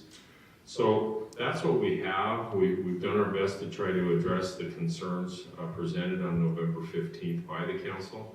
So city staff recommends the city council consider approving the proposed city code updates to chapter 504, business license and regulations, and chapter 1912-021, excessive noise prohibited. That's what I have at this point, Mayor. I'm sure that council may have questions, and Matt and I will try to address those, but this is our best attempt. Council, any questions for staff? I'm sorry, I do have one. In 9.12.021, excessive noise prohibited, specifically on B, near the end of that paragraph, it says that it just shouldn't be plainly audible at a distance of 50 feet from the building. Do you think that would be better to just change it to an actual decibel level so it's really easy to identify if that's an issue? Which one are you saying? Item B, where it's talking about where you're playing music near residential areas. Item B, the right in front, okay. Yeah, so you've changed, the 7 a.m. to 11 p.m., all that. Because I've had residents bring this to me, and they're like, well, what's plainly audible? Like, does that mean I can't hear it all? Well, I can hear that music, every once in a while. So I'm just curious if we should, I like that 50 decibels we have in the later part of this. I'd like council's input on that, but it'd be nice to have an actual number you can take a decibel meter out there and say, yep, it's not there. So Plainly it's audible just seems it's the pretty. last part of the sentence for item B. Do you have a reference, Jarrett, for what normal sound, I don't even know what normal sound would be at a decibel level. Conversation was It's like 60. Just a decibels. conversation is like Say it's 60? roughly 60 decibels. Oh, That's so right, it would yeah. have to be much Just us higher. talking on either side of the table, conversation. Yeah, so we have later, with the food trucks, they can't be more than 50 decibels at the property boundary. Right. So I'm just wondering, should that also apply to if you're playing music from your business or anything like that? That same thought process? I think that's probably a reasonable approach. We violate it every year at the mayor, or all of the races, the 5K. Every time the high school gets together with a ball game. The band plays. Yeah. Is You have that a Santa homecoming dance? I mean, we're gonna Is violate that this Santa all the Clara? time. The high school? Like Well, we 5K, are they've got currently loudspeakers. violating all the 5K time. yes. Because that's plainly audible. The footloose dance. Except for The special ball events teams as bring their approved? own music. They bring their own music and they play it They loud. do intros on every player. So a refrigerator is 50 decibels. It recommends that your white noise next to your bed remain under 50 decibels. It's not very loud. Maybe That's like really 200 quiet. decibels. No, I mean, it would have to be significantly higher. That's where I think as we're getting into this, it's, Yeah, we have a decibel meter, a sound device. I think it's a good idea, but I think the decibel level would have to be higher.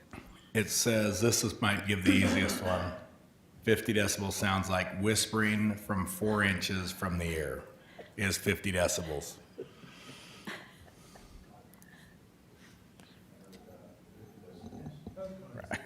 You guys just violated the ordinance. Ben, do you want to demonstrate that for the I was gonna recording? say, or- I've never been under 50 decibels. I'll second that. When the mayor asked for that, Yeah. when I thought you were asking the question, I responded at 200 decibels, so. What? But I would approve whatever you would like to put in there. Yeah.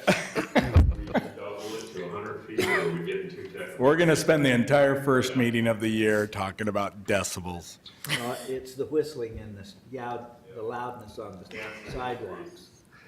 And I'm bringing this up specifically because there's businesses near my home that like to play loud music all day, really late, and the residents complain to me often about it. And they were like, it's in your code, they shouldn't, and we go and we complain, and they turn it back on. But I think if it was just even more clear, like, hey, it really can't be past this level at a certain point. What's 200, Ben? I mean, snoring averages 50 decibels. No, I'm 200, yeah, let me, 200. Well, what's the car wash? What's Tag and Go already doing? Oh, they're huge, big time. When the blower comes on, But- it's pointed right at that house. Yeah. How many feet away is it from the house? 120. Oh, so it's over the 130. 75. Probably 150 between. I'm not even gonna read this. Solid Waste District picking up the garbage at the That's elementary gonna be school. huge. Yeah, backup beeper. What's a backup beeper? Sounds like we're gonna need a code enforcement guy.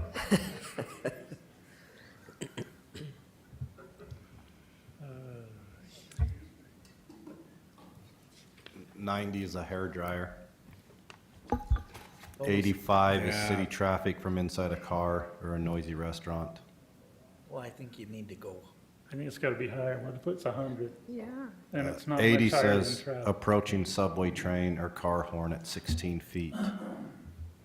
Pro sports game. For the A nuclear explosion is 240. Okay.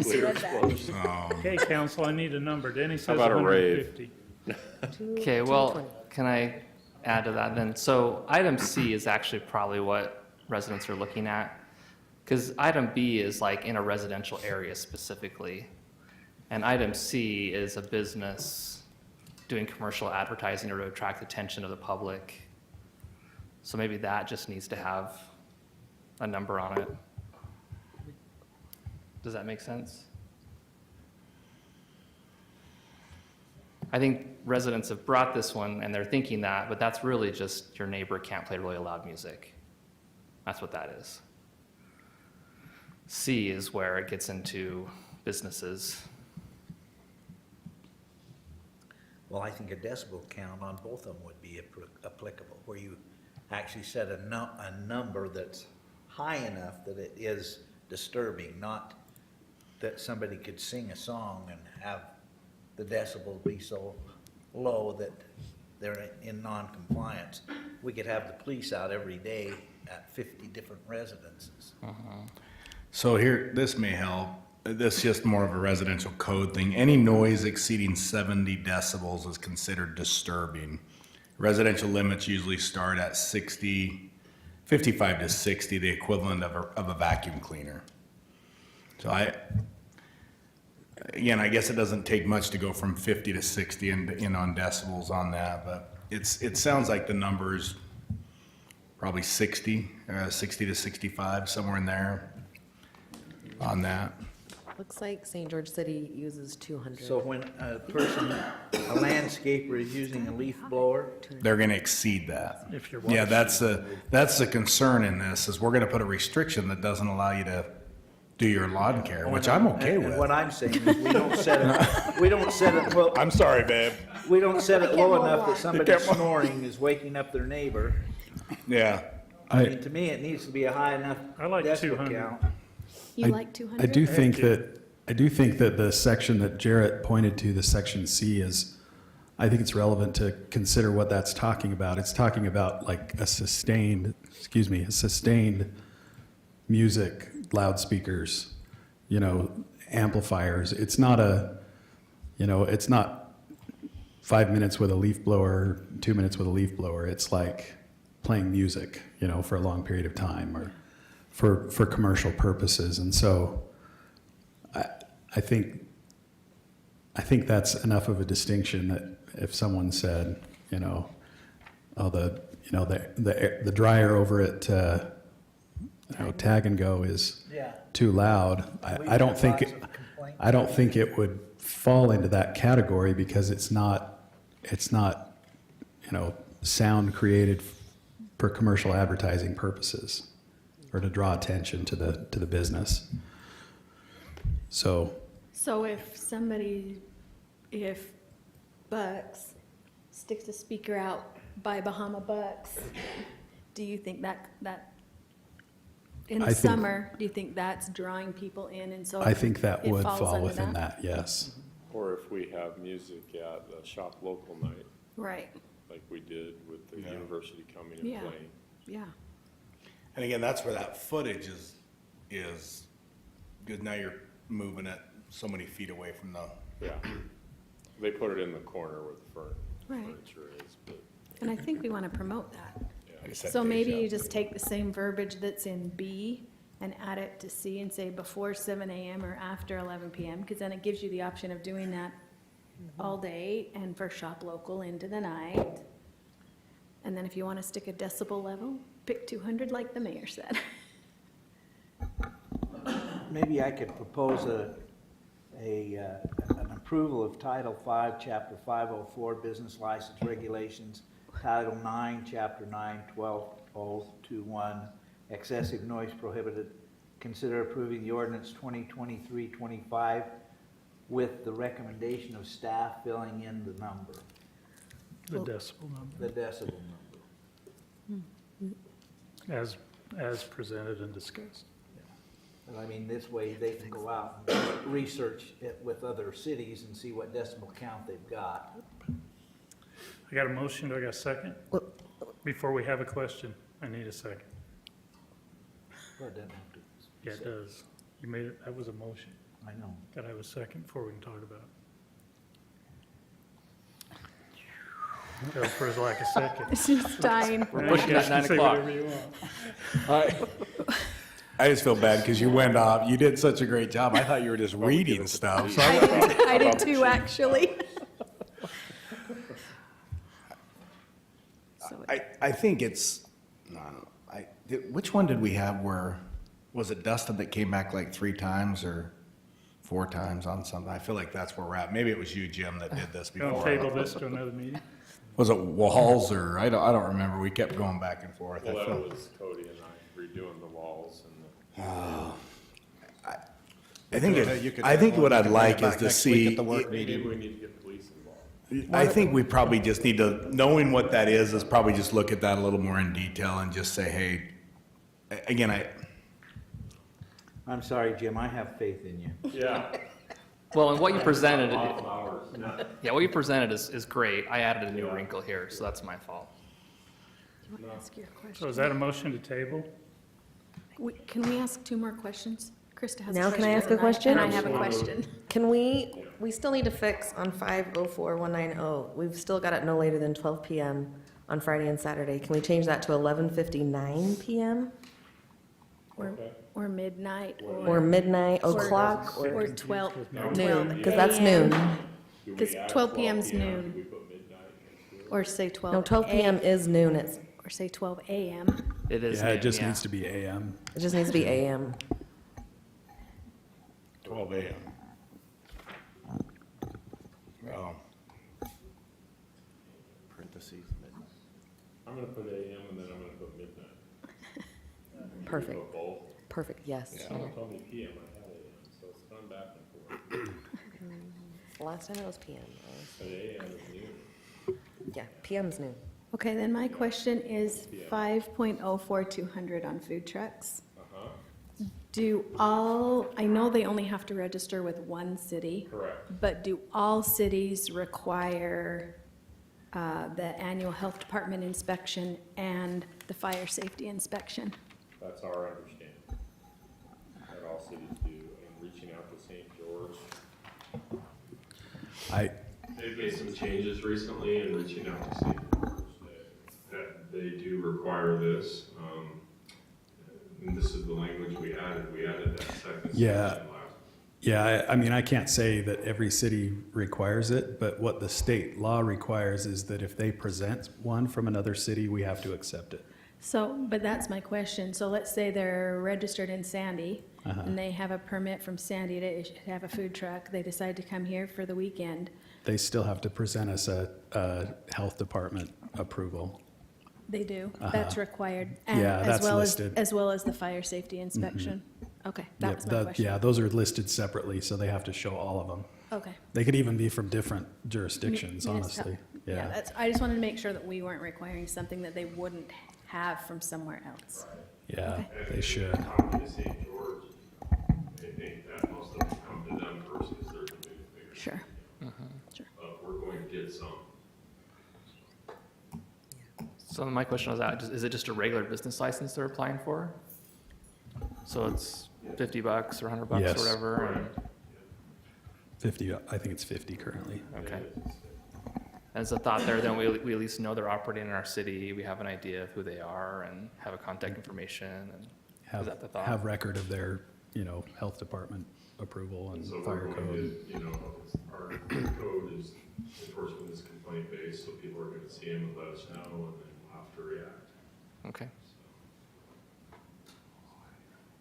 But I think we need to get something, I agree with Danny, we've been talking about this for a while, and we've had trucks come and go. It would be nice to get something approved, and we can work on this and try to get some numbers in the next couple of weeks. I don't know how long that will take. Matt, I have one more question. If they already have a business license in another city, can we require them to get a business license with us, even though they Yeah. have one, or they just have to present what they already have? That's also part of the state code, is Okay. we can still require that they apply for our business license, Okay, but in order to get it, they just have to show us the documents. the documents that they got from the Okay. other jurisdictions. Okay.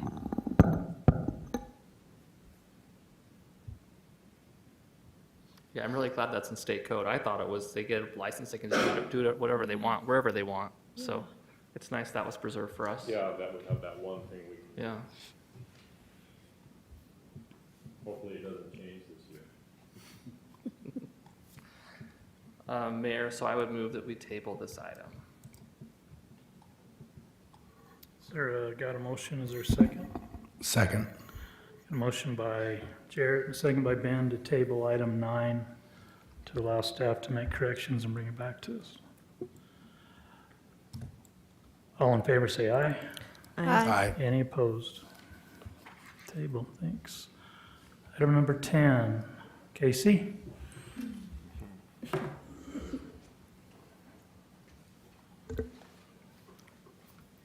Mayor, council, I'm here to ask for consider approval of relocating and upsizing our northern boundary pressure reducing valve. With the development of the Soul subdivision, the developer is required to relocate the existing 10-inch pressure reducing valve, which is very aged and undersized. With the addition of the new 16-inch Black Desert water line tying into our existing 16-inch line at the current PRV valve. The upsize of the valve is extremely necessary. This gives us an opportunity to provide the contractor with the new valve involved, and the developer will cover the expenses to install and relocate the valve and the valves. This needed upgrade has been modeled by our engineer and is a project of our newly adopted water master plan, which makes it impact fee eligible. The cost of the valve, the bulb, and all the required materials to install it is $138,254.52 to the contractor Desert Hills Construction. Questions, council? We got to relocate it anyway. It needs to be upsized. It's in the master plan. It's impact fee eligible. It's in the budget. So just on the bid, is Desert Hills the one out there doing the work already? Desert Is Hills that why is the we've only one got the one doing the bid? line. That's correct. Yeah, they need to move the current one into a new roadway. It's inside of the lot for phase 6 on Soul subdivision. So they're already obligated for the labor to relocate. That was my only question. I didn't, normally we have a couple bids to look at. I didn't know why we were. Dustin feels pretty good about them. He only wants specific people working on that PRV is what he's told me. Doesn't Yeah. want to put it out for a low bid contractor. Is the 12-inch line sufficient to service all that future growth, or is, The 16 inches. yeah, Yeah, and the upsize, the valve, the new one will be upsized to a 12-inch, which has been modeled by the engineers to be able to handle all of that? Okay. Which is pretty common. You'll have the service that's larger than the valve. The valves are rated for flows, and so I think everything looks good. It's a PRV, so you can handle a little more head loss across the valve. Yeah. So, you guys good with it? I'll make a motion. Go, I man, move go. that we approve the relocation and upsizing of the north boundary pressure reducing valve, awarding the bid to Desert Hills Construction for $138,254.52 as presented. Second. Got a motion by Jarrett and a second by Krista to approve the relocate and upsize of the pressure relief valve as presented to Desert Hills Construction in the amount of $254,052. 138,000. Oh, excuse me, 138,000. So you guys keep me up too late and I start doing this. $138,254.52. Everybody, you understand the motion? This is a money item, roll call. Jarrett? Aye. Denny? Aye. Krista? Aye. Lena? Aye. Ben? Aye. Ayes have it. Thank you, council. Thank you, Casey. Good job, man.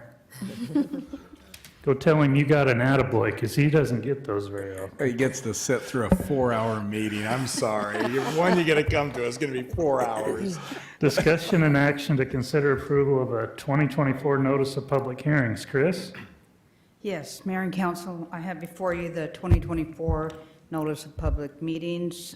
If you'll take a look at it, there have not been any changes, so it will remain the same unless, if you guys approve it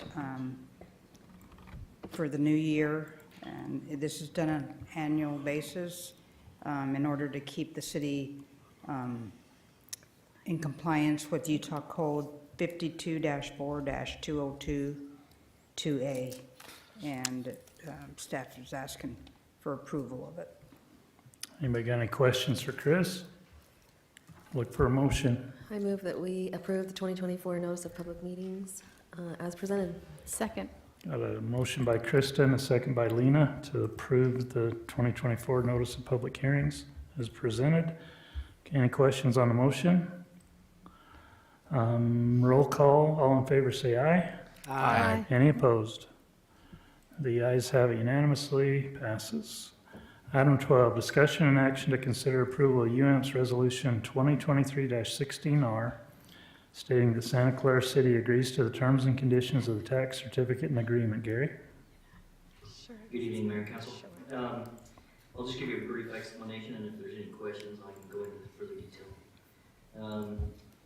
UAMPS is wanting to do some prepaid purchases for energy, which would be natural gas or electricity.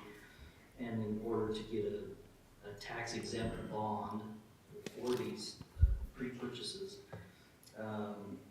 we need to sign an agreement that states that the energy from these tax exempt bonded projects has to be sold to our customers and not for commercial gain.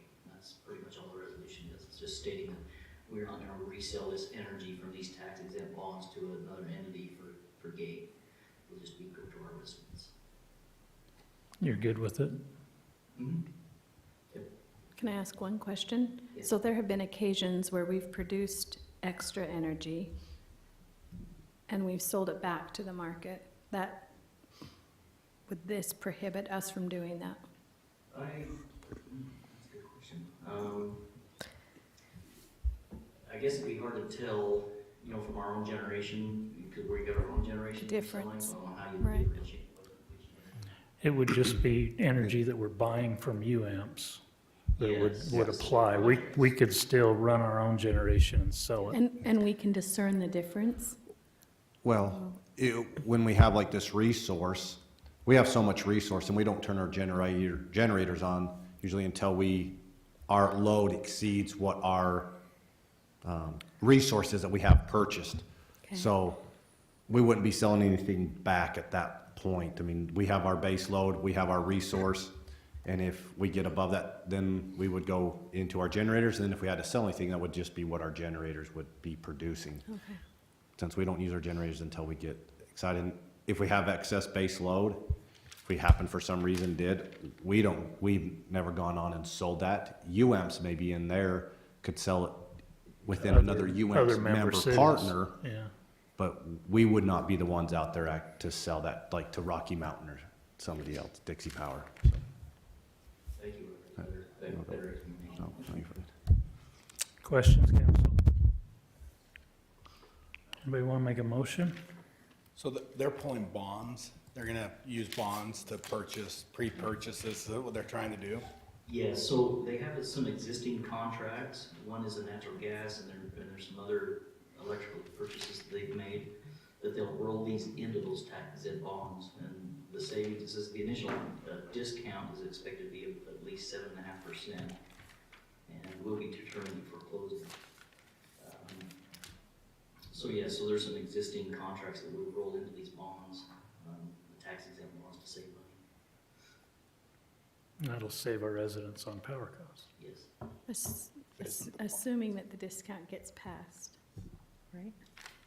Oh, it should, well, how they figure what it costs for, say, the energy from the NEVO plant. All costs are included, like any interest rates, any of that stuff is included in what it costs to buy power from the NEVO power plant. So if they get bonds that are tax exempt, we're saving that money, and that savings will trickle down into our power bill from NEVO.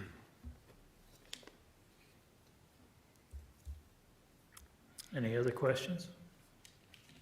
Well, you say it like when they're tax exempt, meaning you're presenting as though like they're interest-free bonds, or they're just tax exempt on what that gets sold at? It's what it's sold. It's like what we issue. So we It's what issue, is you're not in- paying tax on it, but we're still paying interest on the bonds, Yes. correct? Yeah, there's still They're an gonna issue a interest bond. rate. There's still an interest gonna- rate to the bond. us They're gonna issuing the borrow to bonds. prepay. Yes, that's what makes them more marketable in the market, because they're tax exempt, so people will want to buy them because they don't have the tax on it. So it's what makes government bonds a little more enticing. Attractive. Attractive, good word. Is that normal? Yeah, it's normal. Okay, It's normal. all right. Any more questions? That's all I had. I just looking at the banker here, making sure we're good. And I'd look for a motion. I So move we approve the Oh, UAMPS go ahead. Resolution 2023-16R as presented. Seconded, Jarrett. Yes, I'll second. Got a motion by Krista and second by Jarrett to approve the UAMPS Resolution 2023-16R as presented. Any question on that motion, council? Could be a money item. Let's roll call. Jarrett? Aye. Denny? Aye. Krista? Aye. Lena? Aye. Ben? Aye. Ayes have it, 5-0. All right, Mayor and Council reports, Ben. So, we've got Wreaths Across America. I guess you're not gonna, at 10 a.m. this Saturday. So if anybody wants to come see a really cool event, that's a great event. And we believe we've got the band, so they haven't said no, so I think they're coming, but it's a tremendous event. So if anyone can make it, please come. I will be there. And then Mayor, I missed the meeting. You got the budget approved, so you can share on that. That's all I have. Okay, thank you. Lena? Okay, first is a thank you to Ryan and his whole crew for helping out with the Sama Classa Band. This is our first meeting since then, and they're just extraordinary. And I couldn't do it without them, so make sure they know that and tell them thank you, all of you. They're just the best group of people. Yeah. And your power crews too, for the time they spend on the tree. Oh, absolutely. And it worked on the first switch. Yes. Other than no more trimming of the limbs. You cannot make it any smaller. No more trimming. I got it. We don't need to see them any clearer. Okay, and then my only other report is LPC, and the governor has released his budget for this year. If you've not seen his budget, his focus is basically homelessness and affordable housing. He is 100% dedicated to that. They are presently working on a bunch of with legislatures on a couple of housing initiatives, and there's a new thing coming out called an infrastructure district. It is different than a PID because it is basically not a political subdivision. It's where the developer can go and get money in the bond market. He can create his own board and then has his own money, and all he has to do is have it paid off by the time they issue a CO. It's a little crazy. I don't know, Brock can probably but it's a little bit crazy. There's a lot of concern. A lot of with this- concerns, With this. yeah. new one. So that's one thing that has a lot of momentum right now. We'll see how it ends up, but it has a lot of momentum. Just for the council's information, I actually helped write one version of that legislation. Oh, Probably not the one that's being circulated. being circulated now, but one version of it. So if you have any questions, I can probably See. help answer them. Okay, there's So- quite a few questions on it, a little bit of concern, so. And then one of the things that is coming out is the governor is adamant that every municipality will have a starter home policy within their land use ordinance. It will be determined as to what that will look like, but they are going to define what that is, and they will require every municipality to have that within their ordinance. Are they gonna mandate numbers? That is what's kind of up to negotiation. There were several options of how they might go about doing that, but he is very clear he wants starter homes. In fact, his funding that's going into the starter home fund is solely for new construction. It is not allowed on existing homes. It is not allowed on renovations. It is solely new home construction, and it can only be used for starter homes Yep, first-time buyer? and first-time homebuyer. And there's lots of other things. It has to be less than $450,000, which most of the homes in our city won't qualify for. You have to have lived within the state of Utah for at least 6 months. I mean, there's lots of strings that go along with that, but he is very serious, and I think he will have mandates if cities don't start complying. So, do you have Yeah, anything you want to add? I mean, what the mayor or not the mayor, the governor has said, and even into that the cities are the problem. Yep. And the thought is, we've talked, and you hear our moderate income housing plan is the cities need to build more, and it's to density. But one of the council members there spoke of a city up there that even approved a plan, 10 units an acre. And trying to think, they were doing what the governor wanted, 10 units an acre. They came and built 10 units an acre. They were 3,000 square feet, and they're selling for over $600,000. Thus, it does not meet that requirement. Yeah, how can a That- starter but home be that's- 3,000 square feet? Yeah. Right. But I mean, there's some that it's a difficulty at times of trying, Yeah. and some of them don't work. Right. Even though in the effort, the municipalities are trying and thinking they're doing, Yep. they're helping, and it doesn't work. But it still is the governor's thought that the municipalities Yep. are the Are problem. the problem. So even we talked about the fact that we've put into place the ADU and IADU ordinance, we've put into place the R16 zoning. He says that is not enough. If you have that, that's great, but show me where your starter home affordability is. And we have a real problem because we don't have that anywhere. Oh, yeah, for sure. So and when it becomes mandated, it will either resort in higher density, you'll have to, there won't be options because the land costs are too high. That's the only way you're gonna, Well, it's the only way you're gonna get around it. he wants to go back to just small homes. 1,200 square foot Yeah, homes. that's Single car how garage. that's where you're gonna get it, because That's right. your construction costs are $150 a foot. So if you're talking 3,000 feet, you're already $450 before you put land into that. Yep. And whatever your land is, and your permit. And the funny thing is, all the energy, I mean, you're gonna add 12 grand in the new code just with your energy. You're gonna lose single hung windows. Everything's gonna have to be casement with tight seals. If they get that, I don't think they'll get it. I hope they don't get it, but you're gonna add, $2,500 just in windows. Somebody's gonna get the idea that they take the transient room tax away from the cities, give it to developers so that they can create, instead of the millions. I mean, the county gives 10 million to the college, and Yeah, $1 million here and $1 million there. Yeah. Let's take that money and use it where it can do the most good. yeah. Well, and you're gonna have to find developers that are willing to come into your city and build something, maybe you end up having to put in Formica countertops instead of granite again. The problem is finding the developers who are willing to do that is a challenge. Yeah, and really quickly, sorry, two examples that you may be familiar with when you go into Santaquin. You've seen how Santaquin's really developed, the boundary between Juab and Utah County. Those are the pad lots, 3 stories exposed above, and so that's what we're talking about. They buy like a 3,000 or 4,000 square foot pad, and they've got a 1,000 square feet or whatever, lots of stairs on each level. And then 2100 North in Lehigh, where it ties into the Mountain View corridor, everything they're building by that, down in that, they're all very close together. And some of them a lot closer than 10 feet. But then you get them on a little cul-de-sac and you have the front porches, you can almost touch the porch from one porch to another. So that's what we're talking about. Yep. Anyways, it's coming, so strap your boots on.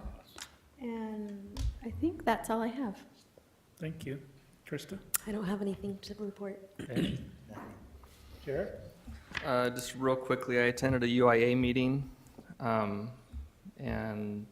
they're doing better than they've ever done before at Utopia in terms of subscribers and revenues and everything. And then surprisingly, there's been TV ads and radio ads up north on KSL specifically, saying that municipalities should not be involved in internet at all. And They're on down here too. Yeah. are they? Okay, you've seen them. Mhm, I haven't seen them yet down here. So they Roger talked about it.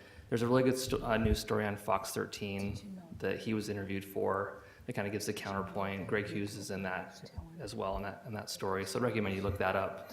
But basically, it was just kind of a head scratcher that this is just, it's an organization that doesn't have to disclose their donors. Roger thinks it's probably just big telecom that's pushing this.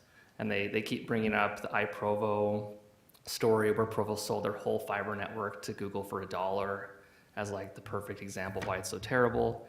And yet Utopia is nothing like that. And so anyways, if you get any weird questions, for sure let me know and I can try to help. But they're, right now internally they're trying to decide if there's gonna be like a reaction, like an actual ad campaign refuting the claims, or if they're just gonna blow it by. I don't know. So we'll have to see on that.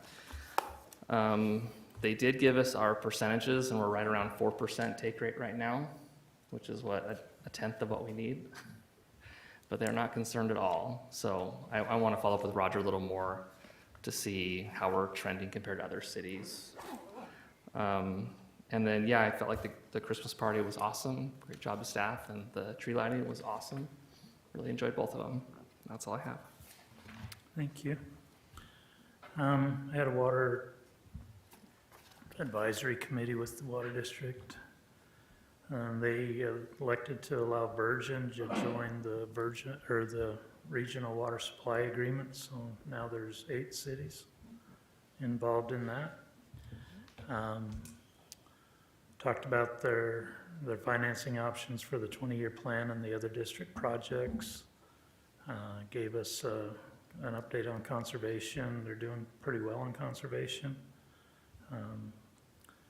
Kind of sets some administrative rules for how the AAC is going to function that were supposed to be set up when the RWSA was first created, but wasn't. And so now we do have those defined. And we've got the smart water growth. Is that what it is? Smart Water Growth Conference. A team from the city is going to be attending in January in Cedar City. You're on the team, Ben. We're going networking up to Cedar City and solving the state's water problems. Better. I love Cedar City. We had flood control. They approved the budget. We kept money in there for Santa Clara to design another grade control structure on the river and clean out the Lower Tuacahn Wash Detention Basin. And also for a lot of beaver removal out of the river. We're having problems with the beavers again, damming up the river, causing sediment and problems. And so got a lot of money to remove beavers. And I want to say that that's all that I had. And we don't have executive session. None of you guys look like your pants are on fire. Brock? Everything I have. I need a motion to adjourn before the clock moves. Motion to adjourn. Got a motion by Kristen, a second by Ben. All in favor, say aye. Aye. Told you we'd be done at 9. 9:01 on here, Mayor, sorry. We would have made it had you had Diet Mountain Dew in the fridge, though. It's all Brock's fault. I will do better next time. Thank you, everybody. Appreciate you staying late. Kristen? You are welcome. Have a Merry Christmas. Don't forget the work meeting. I'll get around to you, because my